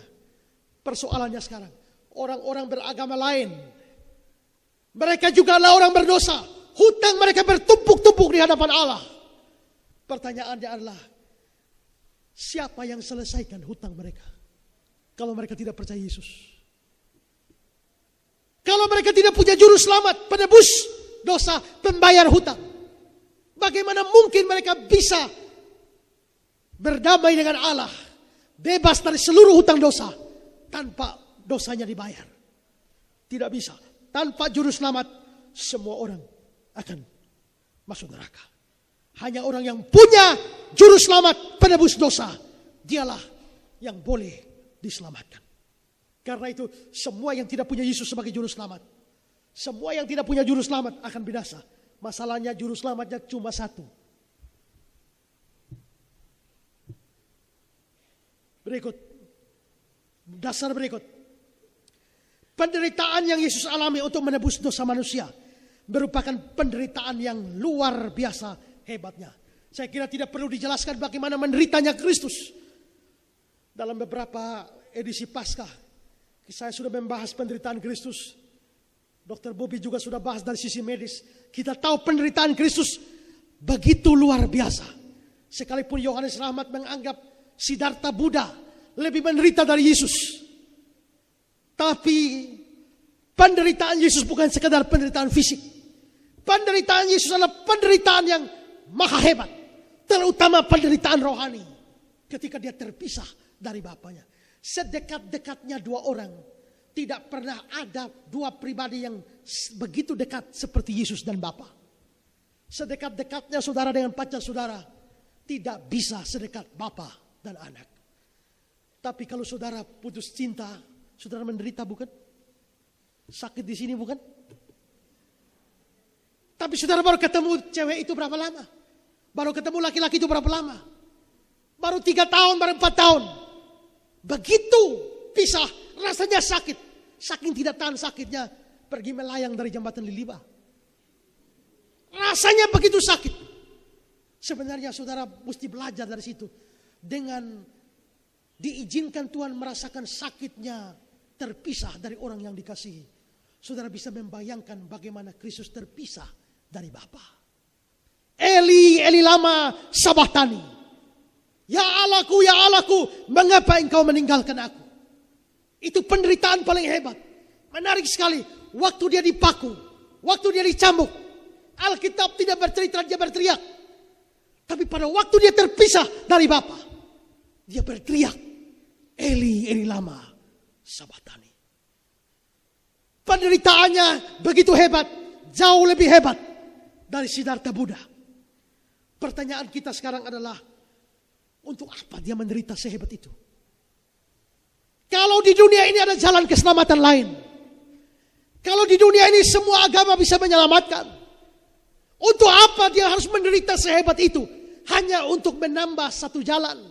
Sedangkan di luar sana sudah ada ratusan jalan atau ribuan jalan. Untuk apa lagi dia menambah satu jalan dengan penderitaan yang hebat? Tindakan Allah yang merelakan anaknya mati dengan cara mengenaskan. Jikalau itu hanya untuk menambah satu jalan, itu satu tindakan yang sangat kejam. Tapi tindakan Kristus yang rela mati hanya untuk menambah satu jalan lain, itu adalah tindakan yang bodoh. Kalau ada kebakaran di lantai 3, saudara naik ke atas, ada anak kecil yang kecelakaan mau kebakaran, saudara selamatkan dia. Begitu terbakar dari bawah, tidak ada jalan lain untuk menyelamatkan anak ini selain meloncat dari lantai 3. Maka saudara loncat dari lantai 3. Pas mau jatuh ke tanah, saudara lempar anak ini ke orang lain dan ditangkap. Maka anak itu selamat dan saudara mati karena lompat dari lantai 3. Saudara pahlawan bukan? Saudara juru selamat bukan? Karena tidak ada jalan lain untuk selamat selain lompat. Maka saudara dia anggap pahlawan karena menyelamatkan orang ini, bahkan rela mati. Tapi misalnya setelah saudara di lantai 3 mau selamatkan, ada banyak jalan lain untuk selamat. Ada helikopter di situ, ada jaring di situ. Begitu helikopter datang, ayo naik. Dia bilang, tidak, saya mau lompat saja. Ayo naik helikopter, kita selamat di sini. Tidak, saya mau loncat saja. Lalu saudara loncat dan mati. Orang akan bilang apa? Pahlawan? Tidak. Tolol sekali. Ya. Kalau ada jalan lain, yaitu helikopter, kenapa mesti mencari jalan yang mengorbankan nyawa seperti itu? Kan ada jalan lain. Jadi, Jikalau orang mati, padahal ada jalan lain untuk selamat, itu kekonyolan. Jikalau Yesus mati dengan cara yang mengerikan, padahal ada jalan-jalan lain untuk selamat, dia hanya menambah satu jalan saja dari sekian ratus jalan yang sudah ada. Itu adalah kebodohan. Tapi kalau memang itu tidak ada jalan lain lagi di dunia ini, hanya itu satu-satunya jalan, dia bilang, ya Bapa, jikalau sekiranya cawan ini lalu, tapi kalau memang tidak, jadilah kehendak-Mu. Berarti memang itu tidak ada jalan lain. Seandainya ada jalan lain, dia pilih biar cawan ini jangan aku minum. Tapi karena tidak ada jalan lain, harus meminumnya, maka dia meminumnya. Maka kematian Kristus yang mengerikan itu, jikalau hanya menambah satu jalan, jikalau orang bisa selamat lewat jalan yang lain, jikalau orang bisa selamat lewat agama lain, jikalau orang bisa selamat lewat ketaatan kepada hukum, lalu untuk apa dia mati? Maka Paulus dalam Galatia 2 ayat 21 mengatakan, sekiranya ada kebenaran oleh hukum Taurat, sia-sialah kematian Kristus. Kalau orang bisa dibenarkan dengan taat pada hukum Taurat, kalau orang bisa diselamatkan melalui ketaatan pada hukum Taurat, Kristus mati sia-sia. Tapi Kristus tidak mungkin mati sia-sia. Dan itu menunjukkan bahwa memang tidak mungkin ada jalan keselamatan lain. Satu-satunya, kecuali ini, semua orang akan binasa. Dan inilah jalan yang harus ditempuh. Yesus menderita dengan cara yang menggenaskan. Karena dia satu-satunya jalan untuk manusia selamat. Yesus satu-satunya jalan. Sekarang, dasar yang terakhir. Perintah untuk menjadikan semua bangsa murid Yesus. Matius 28, pergilah jadikanlah semua bangsa muridku dan seterusnya. Perintah Yesus ini menjadikan semua bangsa murid.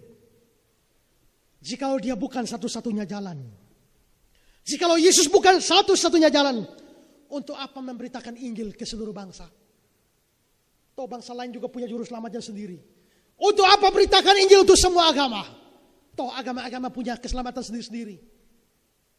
Tapi ayat ini menunjukkan kita harus beritakan Injil ke seluruh bangsa. Sampai ke ujung-ujung bumi. Itu berarti sampai di ujung bumi memang satu-satunya jalan hanya lewat Yesus. Makanya Injil mesti diberitakan sampai ujung bumi. Kalau di ujung-ujung bumi sana ada jalan sendiri-sendiri, ngapain repot-repot beritakan Injil ke seluruh ujung bumi? Ingat, jikalau Injil tidak diberitakan, orang tidak bisa dengar Injil, mereka pasti akan binasa. Mari lihat Roma 10 ayat 13-14. Sebab barang siapa berseru kepada nama Tuhan akan diselamatkan. Yang berseru akan diselamatkan. Bagaimana mereka bisa berseru kepadanya jika mereka tidak percaya kepada dia? Bagaimana mereka dapat percaya pada dia jika mereka tidak mendengar tentang dia? Bagaimana mereka mendengar tentang dia jika tidak ada yang memberitakan? Kalau kita balikin ayat dari belakang, kalau tidak ada yang memberitakan, mereka tidak bisa dengar.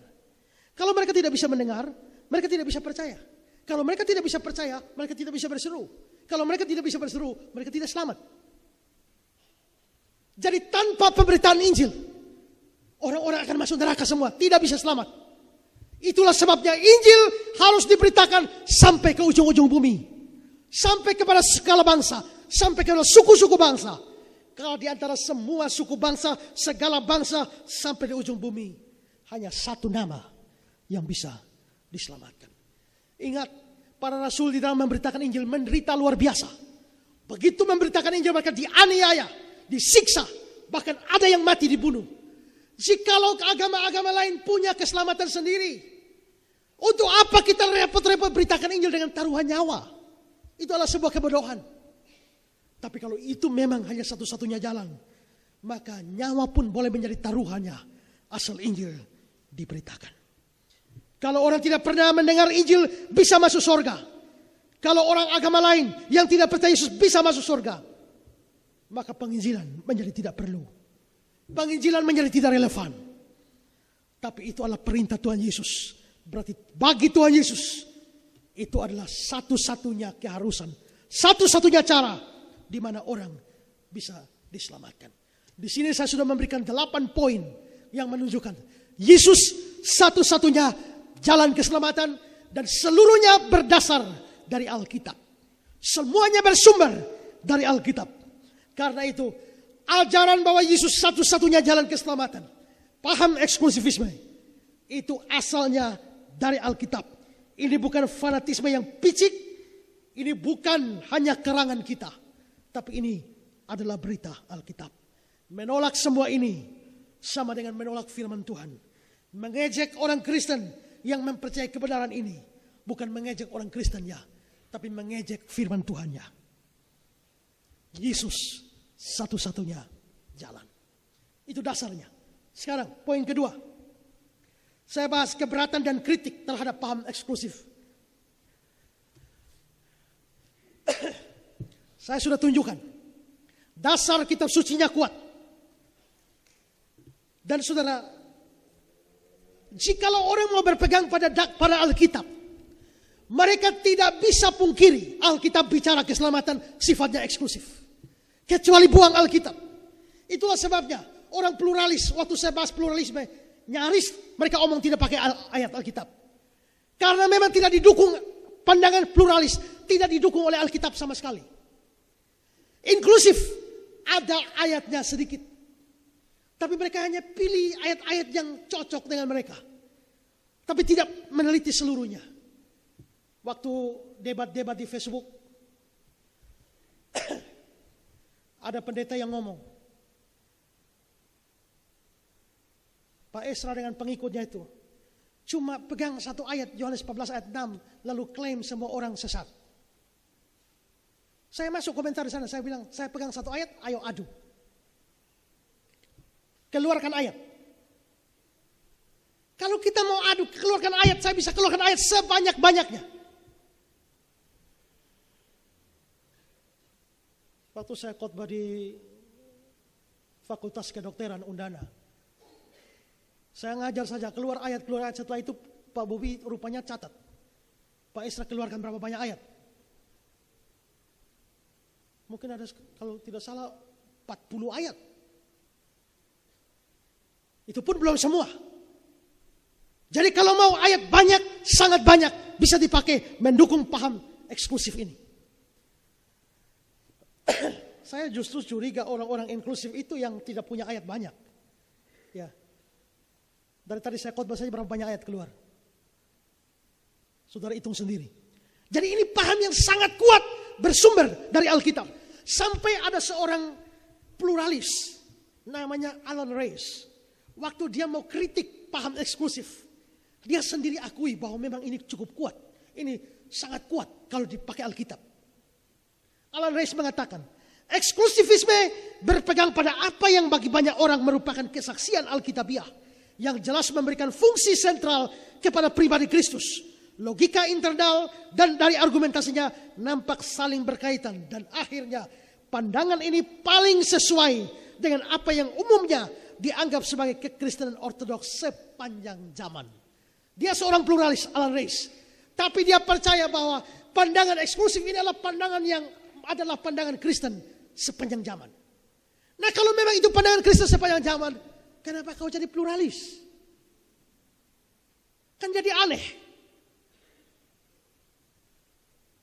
Jadi saudara, saya percaya pandangan ini pandangan yang paling kuat. Dan siap berdebat dengan siapa saja kalau mau soal ini. Saudara, sekalipun ini kuat, pandangan eksklusif juga tidak bebas dari serangan-serangan yang datang. Saya akan memberikan beberapa keberatan atau kritikan terhadap paham eksklusif. Saya baca beberapa sumber, saya tidak kutip karena kalau kutip ini akan menjadi sangat panjang. Saya hanya ambil inti keberatannya. Pertama adalah, jikalau hanya orang-orang yang percaya kepada Yesus saja yang bisa diselamatkan, lalu bagaimana orang-orang zaman perjanjian lama yang bahkan tidak mengenal Yesus sama sekali karena ia belum dilahirkan? Yesus satu-satunya jalan. Orang harus percaya Yesus baru selamat. Apakah Musa percaya Yesus? Musa sudah mati, Yesus belum lahir. Apakah Abraham percaya Yesus? Abraham sudah mati, Yesus belum lahir. Apakah Yesaya, apakah Yeremia, Elia, Elisa, Harun, Yosua, apakah semua percaya Yesus? Kan tidak. Yesusnya belum lahir, bagaimana mereka percaya? Karena itu, tapi mereka masuk surga. Elianya bisa masuk surga. Berarti Elia masuk surga tanpa kenal Yesus. Elia masuk surga tidak melalui Yesus. Elia masuk surga lewat jalan lain, tidak lewat jalan Yesus Kristus. Ini keberatan yang datang. Dan menurut saya, dari semua keberatan yang saya pelajari, menurut saya ini keberatan yang paling kuat. Sekalipun menurut saya tetap remeh. Tapi dilihat dari keberatan-keberatan yang lain, ini boleh dianggap sebagai keberatan yang terkuat. Bukankah orang-orang perjanjian lama diselamatkan? Tapi Yesusnya belum lahir. Bagaimana mereka bisa percaya pada Yesus? Mereka selamat, sudah masuk surga, Yesus belum lahir. Artinya mereka masuk surga tanpa Yesus. Saya akan jawab ini. Orang perjanjian lama mesti dibedakan. Pertama, orang perjanjian lama yang bukan Israel. Kedua, orang perjanjian lama yang adalah orang Israel. Kalau orang perjanjian lama bukan Israel, Israel diberi hukum Taurat. Orang yang lain, bangsa lain tidak ada hukum Taurat. Kalau yang lain tidak ada hukum Taurat, bagaimana mereka dihakimi nanti? Hukumnya tidak ada. Atas dasar apa mereka dihakimi? Di Roma pasal 1, pasal 2, Paulus memberikan bahwa Allah telah memberikan hati nurani kepada manusia. Maka orang yang lahir di mana saja, biarpun tanpa hukum tertulis, Allah telah menulis hukum hati nurani di dalam hati mereka. Itulah hati nurani. Tapi berdasarkan hukum hati nurani, semua mereka melanggar hukum hati nurani. Dan mereka harus binasa. Sekarang lihat Roma 2 ayat 12. Sebab semua orang yang berdosa tanpa hukum Taurat, ini berarti bukan orang Yahudi, akan binasa tanpa hukum Taurat. Jadi orang-orang non-Yahudi pada waktu itu tanpa hukum Taurat, mereka pasti binasa. Tapi sekarang bagaimana dengan orang-orang Yahudi? Orang-orang Israel? Bukankah ada yang masuk surga?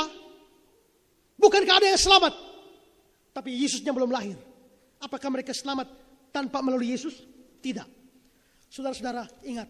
Pada waktu Adam dan Hawa jatuh dalam dosa, sesaat setelah jatuh, Allah sudah memberikan janji tentang Yesus. Aku akan mengadakan permusuhan antara engkau dan perempuan ini. Dia akan meremukkan tumitmu, engkau akan meremukkan kepalanya. Keturunan perempuan akan meremukkan kepala ular. Itu disebut sebagai proto-evangelium, the gospel of Genesis, Injil dalam kitab Kejadian. Sesaat setelah manusia jatuh dalam dosa, Allah berikan satu berita baik. Akan ada satu keturunan perempuan yang akan meremukkan kepala iblis. Dan menurut Paulus dalam surat Galatia, itu menunjuk pada Yesus. Lalu selanjutnya kepada para patriark, Abraham, Ishak, Yakub, berita tentang Mesias, Yesus diberitakan. Lalu selanjutnya nabi-nabi diberikan nubuat-nubuat. Maka mulai dari manusia jatuh dalam dosa, nubuatan tentang Kristus begitu banyak di dalam perjanjian lama. Ada sekitar 400 nubuatan tentang Yesus diberitakan. Nah, itu berarti bahwa orang perjanjian lama, orang Israel perjanjian lama, hidup dipenuhi dengan janji mesianis. Janji tentang kedatangan Kristus. Maka iman mereka haruslah iman kepada Kristus, tapi iman pada Kristus yang akan datang. Sekarang saudara, Abraham itu sudah mati, Yesus belum lahir. Abraham itu hidup 2000 tahun sebelum Tuhan Yesus. Bagaimana Abraham percaya Yesus? Sekarang saudara lihat Yohanes 8 ayat 56, kata-kata Yesus. Yesus bilang, Abraham bapakmu bersuka cita bahwa dia akan melihat hariku. Dan ia telah melihatnya dan dia bersuka cita. Yesus bilang, Abraham bapakmu melihat hariku.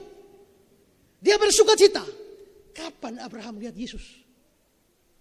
Abraham sudah mati, Yesus belum lahir. Kapan Abraham lihat Yesus? Abraham memang tidak lihat Yesus secara langsung. Tapi Abraham melihat Yesus yang dijanjikan. Abraham melihat Yesus di dalam iman yang menembusi ribuan tahun ke depan dia. Berarti apakah Abraham percaya Kristus? Ya. Abraham percaya Kristus yang akan datang ribuan tahun setelah dia. Yesaya bagaimana? Yohanes 12 ayat 81. Hal ini dikatakan oleh Yesaya karena ia telah melihat kemuliaannya. Konteksnya, nya di sini adalah Kristus. dan telah berkata-kata tentang dia. Yesaya melihat kemuliaan Kristus dan berkata-kata tentang Kristus. Yesaya sendiri yang mengumumkan nubuat. Seorang anak diberikan, seorang putra diberikan. Berarti Yesaya beriman pada Kristus. Kristus yang mana?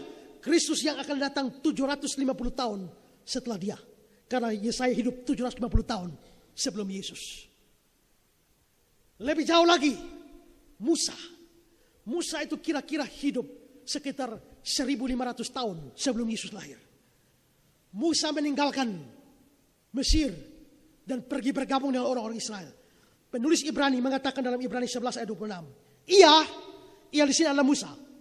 Ia menganggap penghinaan karena Kristus sebagai kekayaan yang lebih besar dari semua harta Mesir. Sebab pandangannya ia arahkan kepada upah. Musa meninggalkan semua harta Mesir karena dia menganggap penghinaan karena Kristus lebih berharga. Kapan Musa kenal Kristus? Kok dia bisa anggap pengenalan Kristus lebih berharga dari semua harta Mesir? Bukankah melalui Musa Tuhan Allah telah menubuatkan ada seorang nabi sepertimu yang akan muncul dari antara orang Israel, yang nanti oleh orang Islam dipelintir? Itu nubuat tentang Muhammad. Itu nubuat tentang Kristus. Musa menubuatkan kedatangan Kristus. Berarti Musa percaya akan Kristus yang akan datang.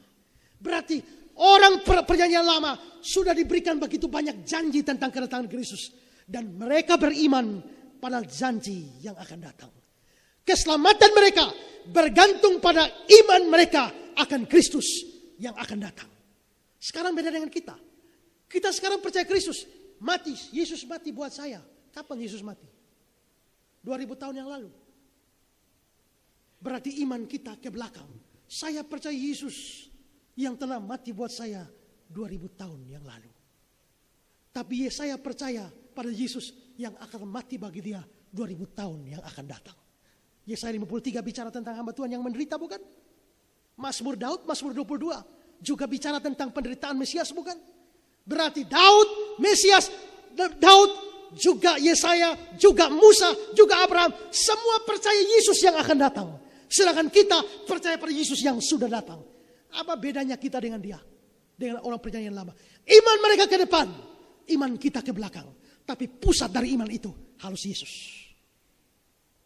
Maka mau perjanjian lama atau perjanjian baru, semua diselamatkan hanya di dalam Kristus. Apa susahnya?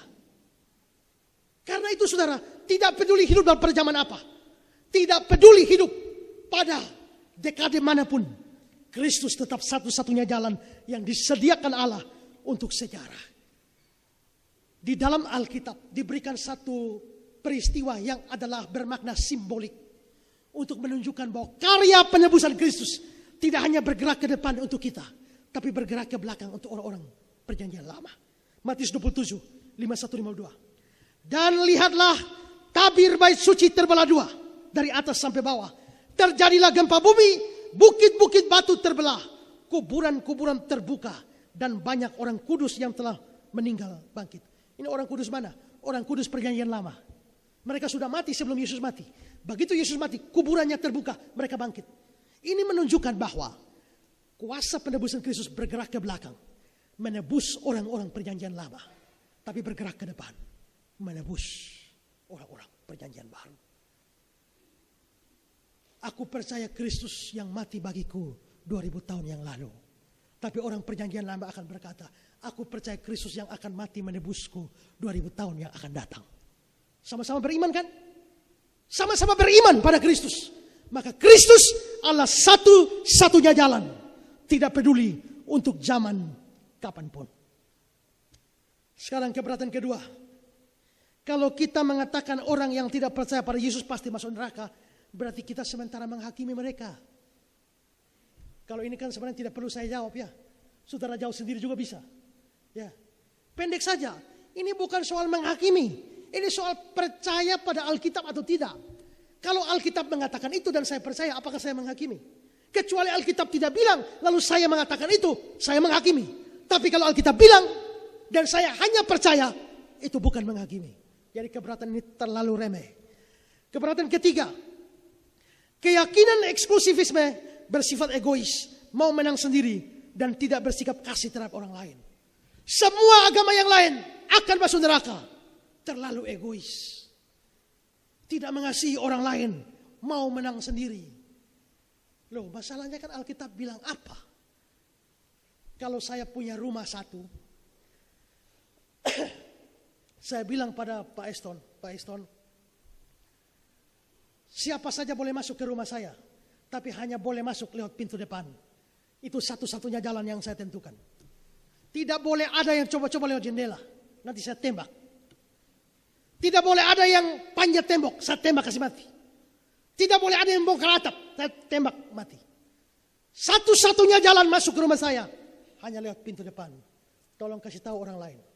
Lalu Pak Eston pergi beritahu saudara, satu-satunya jalan masuk ke rumahnya Esra adalah pintu depan. Semua pintu yang lain tidak akan bisa masuk. Mau lewat pintu yang lain akan mati. Lalu saudara bilang, Pak Eston ini egois sekali. Apakah beliau egois? Apakah dia tidak kasih? Apakah dia mau menang sendiri? Di sini bukan soal menang sendiri, bukan soal egois, bukan soal tidak kasih. Justru karena dia mengasihi, dia beritahu saudara, masuknya lewat sini, jangan lain. Lewat lain lu mati. Maka kita beritakan selamat hanya di dalam Kristus saja. Jalan yang lain akan masuk neraka. Justru karena kita mengasihi orang-orang itulah, maka kita memberitakan kebenaran. Jadi adalah tidak masuk akal menuduh paham eksklusif adalah egois dan tidak punya kasih. Keberatan keempat, dengan berkeyakinan eksklusif, maka orang Kristen tidak bisa hidup bertoleransi dengan agama lain. Apakah hidup bertoleransi membuat kita membuang iman kita? Apakah toleransi membuat kita harus mengorbankan iman kita? Apakah toleransi membuat kita mereduksi iman kita? Tidak. Toleransi. Tapi kebenaran harus kebenaran. Jangan membuang kebenaran demi toleransi. Jangan buang kebenaran demi perdamaian. Itu yang sudah saya jelaskan. Tapi kira-kira kita dengan paham eksklusif, Yesus satu-satunya jalan, semua agama yang lain yang tidak percaya Yesus akan masuk neraka semua. Bisakah kita hidup toleransi? Masalahnya di sekitar kita bukan hanya orang Kristen. Di sekitar kita ada orang Katolik, ada orang Islam, Hindu, Buddha, Konghucu, dan lain sebagainya. Bisakah kita hidup nyaman dengan mereka? Bisakah kita hidup aman? Bisa kita bertoleransi dengan mereka? Dengan paham eksklusif? Saya bahas ini di part 4.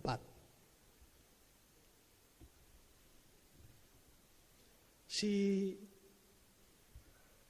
pendeta Jerison Rake, ketua klasis Afuang itu mengatakan, sampai kapanpun orang eksklusif tidak bisa melakukan Passover, tidak bisa memahami dan mengerti kepercayaan orang lain. Nanti saya jawab itu minggu depan. Apakah kita tidak bisa hidup toleransi? Saudara, lihat saya keras seperti ini, dipegang eksklusif keras. Tapi saya punya seorang teman yang saudara tidak tahu. Teman saya adalah Abdul Qadir Makarim, ketua MUI. Dan kami dua sering SMS.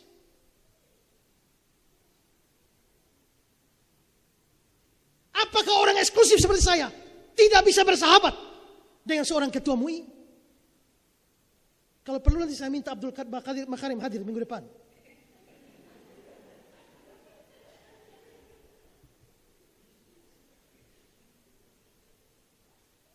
Karena itu saudara, sampai Abdul Qadir Makarim bilang pada saya, Abdul Qadir Makarim sendiri tidak suka pluralisme. Dia bilang tidak bisa itu. Saya justru setuju dengan pandangannya Pak Esra. Maksudnya setuju eksklusifnya, tapi tidak setujunya Yesusnya. Tapi eksklusifnya setuju. Saya juga setuju Bapak eksklusifnya. Kita sama-sama perangi pluralisme. Pendeta Rapra bilang 2 orang yang bermusuhan akan berdamai kalau diberikan musuh bersama. Saya jelas tidak percaya doktrinnya Islam. Makarim tidak percaya Yesus satu-satunya jalan. Apalagi Tuhan dia tidak percaya. Tapi dia eksklusif, saya eksklusif. dalam hal itu kita dua setuju. Dan kita dua bicara bagaimana caranya kira kita bisa bergaul dengan akrab.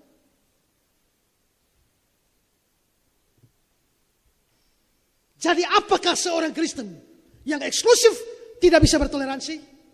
Ini part 4. Sekarang poin ketiga terakhir. Ini pendek saja. Konsekuensi dari paham eksklusifisme ini. Kalau kita percaya paham eksklusif Yesus satu-satunya jalan, semua yang tidak percaya dia akan binasa. Ini punya beberapa konsekuensi. Pertama, saudara sendiri harus terima Yesus sebagai Tuhan dan Juru Selamat. Ingat, kenapa tadi saya bilang Yesus satu-satunya jalan, bukan agama Kristen satu-satunya jalan. Kalau agama Kristen satu-satunya jalan, berarti secara otomatis semua yang beragama Kristen pasti masuk surga. Tidak. Yang adalah satu-satunya jalan adalah Yesusnya. Sehingga sekalipun saudara beragama Kristen, tapi saudara tanpa Juru Selamat, tanpa percaya Yesus sungguh-sungguh, saudara akan binasa juga bersama-sama dengan agama lain yang tidak percaya Yesus. Kita percaya Yesus satu-satunya jalan.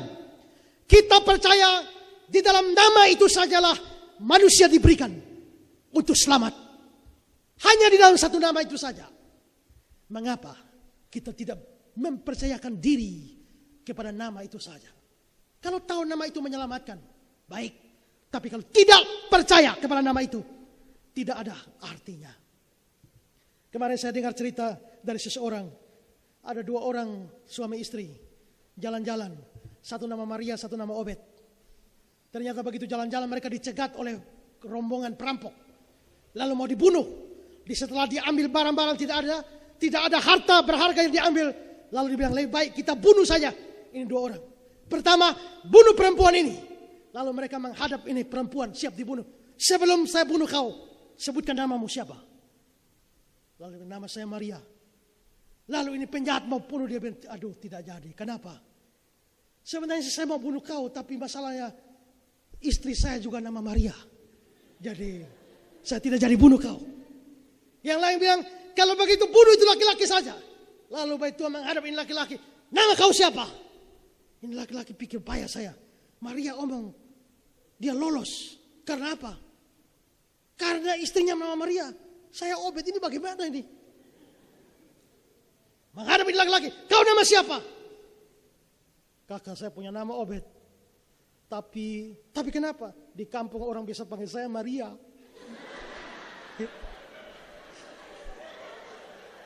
Kakak saya punya nama Obed, tapi orang biasa panggil saya Maria. Artinya dia percaya di dalam nama Maria ada keselamatan, bukan? Jadi biarpun dia Obed, tapi dia cantolkan namanya pada Maria supaya bisa selamat. Kalau saudara percaya di dalam nama Kristus saja orang selamat. Kenapa tidak cantolkan diri saudara ke dalam nama itu? Konsekuensi pertama, percaya sungguh-sungguh kepada Yesus. Kedua, kita harus mengusahakan supaya orang lain bisa mendengar tentang Yesus dan mau percaya pada Yesus. Ingat, semua yang tidak percaya Yesus masuk neraka. Termasuk suamimu yang tidak percaya, termasuk istrimu, termasuk anak-anakmu, keponakan-keponakanmu, opa-omamu. Kalau semua akan masuk neraka, beritakanlah Injil pada mereka. Sedialah beritakan Injil selagi masih ada kesempatan untuk beritakan pada mereka. Karena hanya lewat Yesuslah orang diselamatkan. Konsekuensi ketiga, sebagai orang tua Kristen, saudara harus berusaha arahkan anak-anak saudara pada Yesus. Ada orang tua yang bilang, saya ini dengan bangga, saya ini keluarga Pancasila. Saya tidak mengharuskan anak-anak saya masuk Kristen. Saya suruh pilih saja. Anak pertama Islam, anak kedua Buddha, anak ketiga Hindu, anak keempat Katolik, anak kelima Kristen, anak keenam Jingtiu, terserah dialah. Saya ini keluarga Pancasila. Saudara dengar baik-baik, tanpa Yesus semua masuk neraka. Itu berarti membiarkan anak saudara pilih agama sendiri sama dengan membiarkan mereka masuk neraka. Karena itu arahkanlah. Dan ini juga hati-hati. Kalau kawin beda agama. Kalau bapak Islam, mama Kristen, lalu anak bagaimana? Kalau anak 4 orang kita bagi 2 ya. 2 Dua Kristen, dua Islam. Yang dua Kristen itu belum tentu selamat kalau dia tidak percaya Yesus. Apalagi dua yang Islam. Dengan kata lain, saudara merelakan dua anak saudara yang pasti untuk masuk neraka. Arahkan anak-anak pada Yesus. Semua keluarga Kristen, arahkanlah pada Yesus. Beritakanlah Injil pada anak-anak. Dan karena itu juga, sekolah minggu perlu beritakan Injil kepada anak-anak. Itu konsekuensi ketiga. Konsekuensi keempat, orang Kristen yang menganggap Yesus salah satu jalan ke surga, itu bukan toleransi dengan agama lain. Itu orang Kristen KTP. Semua orang Kristen yang tidak percaya Yesus satu-satunya jalan, tidak peduli betapa tingginya mereka, jabatan dalam gereja, mereka ini adalah orang Kristen KTP yang harus saudara injili. Konsekuensi yang kelima, orang yang mengaku hamba Tuhan atau pendeta atau guru agama yang tidak percaya Yesus satu-satunya jalan, sebaliknya mengajarkan yang lain. Mereka serigala berbulu domba. Mereka nabi palsu. Mereka penyesat. Tidak peduli siapapun mereka, tidak peduli kedudukan tinggi apapun, mereka nabi palsu dan penyesat. Hati-hati dengan orang-orang seperti ini. Konsekuensi keenam, orang Kristen yang sudah mendengar ini, saudara yang sudah mendengar ini, kalau saudara keluar dan ditanya, bagaimana dengan orang-orang agama lain? Apakah mereka selamat? Saudara mungkin sungkan dan berkata, hanya Allah yang maha tahu. Saya tidak tahu, saya tidak berani menghakimi. Saudara bukan tidak mau menghakimi, bukan Allah tidak maha tahu. Saudara tegar tengkuk. Karena firman Tuhan jelas mengatakan itu, semua yang tidak percaya Yesus pasti binasa. Konsekuensi ketujuh, kita perlu hati-hati dengan orang yang mengatakan, moga-moga Tuhan menyediakan jalan untuk selamat bagi orang-orang yang mati tanpa Kristus. Itu sama dengan moga-moga Yohanes 14 ayat 6 itu salah. Sama dengan mengatakan moga-moga di luar Kristus bisa selamat. Hati-hati dengan moga-moga ini.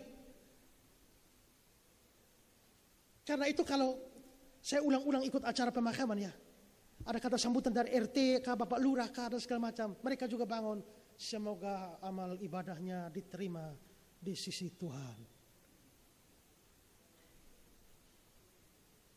Saudara, kalau orang tidak percaya Yesus, tidak mungkin amal mereka diterima di sisi Tuhan. Hampir saat ini, hampir semua pendeta kalau khotbah orang mati, selalu omong bahwa yang almarhum ini pasti sudah kembali ke rumah Bapa di surga. Tidak ada yang mengatakan almarhum ini telah pergi ke neraka. Tidak ada. Semua bilang telah pergi ke surga. Masalahnya adalah jangan memberikan hiburan palsu kepada jemaat.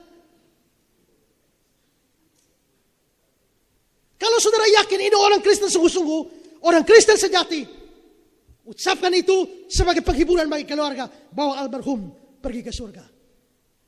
Kalau saudara tidak yakin imannya, tidak usah komentar apa-apa. Cukup berorientasi untuk menguatkan keluarga. Tidak usah persoalkan nasib dari orang yang sudah mati. Apalagi tahu persis dia bukan orang percaya. Saya umur-umur saya pernah ikut satu pendeta khotbah di Oiba. Ada anak muda pemabuk luar biasa. Mabuk cek minta ampun ini. Lalu ambil motor taruh plak mati memang. Lalu di kebaktian itu pendeta itu mengatakan, saya kasih tahu semua ini anak masuk neraka.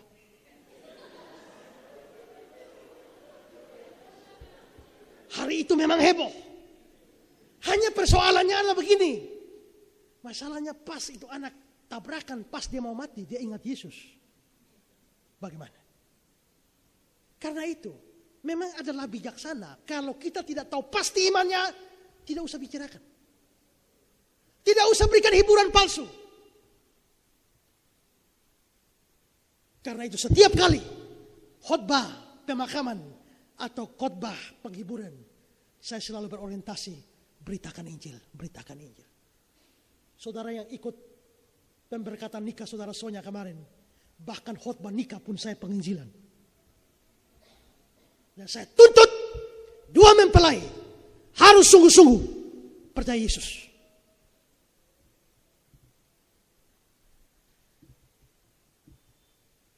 Karena itu saudara-saudara, jangan menebak-nebak nasib orang yang sudah tidak tahu sama sekali iman mereka. Konsekuensi yang terakhir, yang ke-8. Saudara tidak boleh mendukung gereja-gereja sesat. Apa itu gereja-gereja sesat? Gereja yang berpaham pluralisme dan inklusivisme. Saya sudah buktikan, paham itu ajaran sesat. Pendeta atau guru atau pemimpin gereja yang ajarkan itu nabi palsu dan penyesat. Gereja yang mereka pimpin adalah gereja sesat. Jangan dukung gereja seperti itu. Kalau saudara dukung gereja seperti itu, saudara sedang dukung pekerjaan setan dan bukan dukung pekerjaan Tuhan. Saudara kasih kolekte ke sana, saudara hanya memperlebar jalan ke neraka. Saudara kasih persepuluhan ke sana, mempermulus jalan ke neraka. Saya tidak adu domba saudara dengan gereja saudara ya. Kemarin ada orang di Facebook tulis, semua pertikaian di Facebook ini semua akarnya cuma satu. Karena upaya picik dari pendeta Ezra untuk merampas domba-dombanya Gemit. Lalu komentar yang kedua, ayo pendeta Ezra, kembalikan domba-domba Gemit yang telah Bapak curi. Saya kasih komentar saya di bawah, ayo domba-domba yang merasa saya curi, ayo pulanglah. Menganggap bahwa saudara adalah domba-domba yang saya curi, itu penghinaan bagi saudara. Karena saudara dianggap barang. Barang yang tidak tahu apa-apa, tiba-tiba saya angkat pindah di sini. Saudara datang ke sini, siapa yang ajak? Saudara datang ke sini, siapa yang rayu saudara? Siapa yang merampok saudara? Siapa yang ikat saudara bawa ke sini? Tidak ada kan? Saudara datang dengan mau saudara sendiri. Sekarang kalau kita hitung semua berapa ratus orang, berapa orang asli GKN coba? Lebih sedikit dari saudara semua. Pernahkah saya menyuruh saudara supaya saudara wajib kalau datang sini harus dari jemaat di sini? Tidak. Mau datang-datanglah, mau pulang-pulanglah. Datang tidak dipanggil, pulang tidak diantar.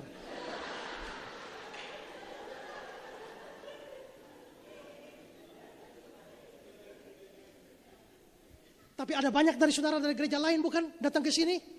Tapi saudara majelis di gereja lain bukan? Datang belajar di sini, setelah itu bahan dari saya, saudara pulang dan mengajar di sana bukan? Maka ada orang yang komentar, sebenarnya bukan Pak Ezra yang curi domba, tapi domba-domba itu yang curi makanan di sini dan bawa ke kandang sana.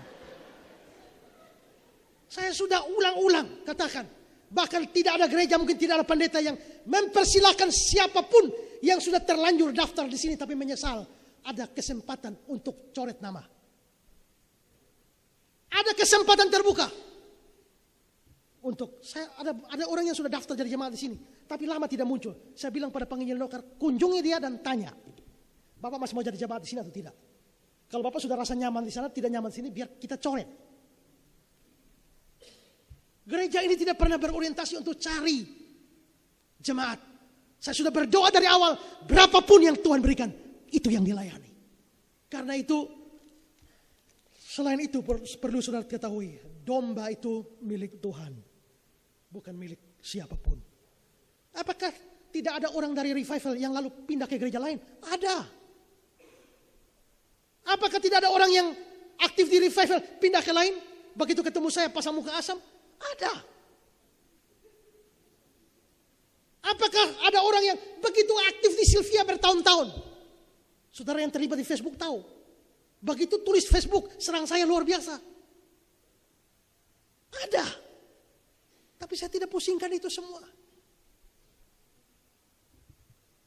Saya tidak bilang saudara harus dukung gereja ini. Dukung gereja yang sudah tahu adalah gereja yang benar. Tapi gereja-gereja sesat, jangan sekali-kali saudara dukung. Mendukung gereja-gereja yang sesat, mendukung pendeta-pendeta yang sesat, itu sama dengan mendukung pekerjaan setan. Gereja-gereja yang tidak beritakan Injil tidak berhak terima duit saudara.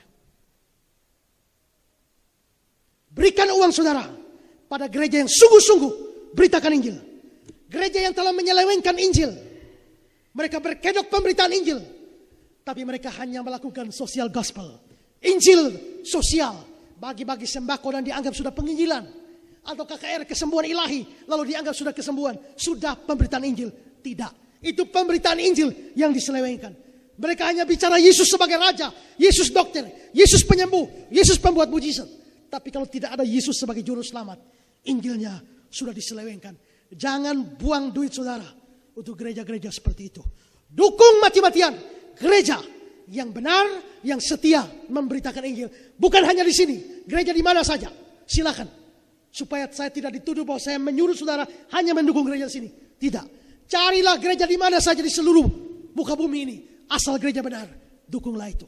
Dukung dalam doa, dukung di dalam kehadiran, dukung di dalam persembahan, dukung di dalam apapun, waktu, tenaga untuk melayani. Dukung gereja seperti itu. Dan jangan dukung gereja-gereja yang sesat. Kiranya 8 konsekuensi ini menolong kita untuk percaya, sungguh-sungguh menyikapi. Jikalau Yesus satu-satunya jalan, kita mesti bagaimana? Tapi terlebih yang saya tekankan adalah bagi saudara yang ada di sini. Jikalau Yesus punya 12 murid, salah satunya Kristen KTP, yaitu Yudas. Saya tidak bisa jamin bahwa berapa ratus orang yang ada di sini semua Kristen sejati. Saya tidak jamin itu. Karena itu sekali lagi saya berseru, jikalau Yesus satu-satunya jalan, saudara sendiri harus datang dan percaya Yesus sungguh-sungguh. Terima Dia sebagai Tuhan dan Juru Selamat. Jikalau tidak, saudara akan binasa di dalam neraka. Tuhan memberkati saudara. Amin.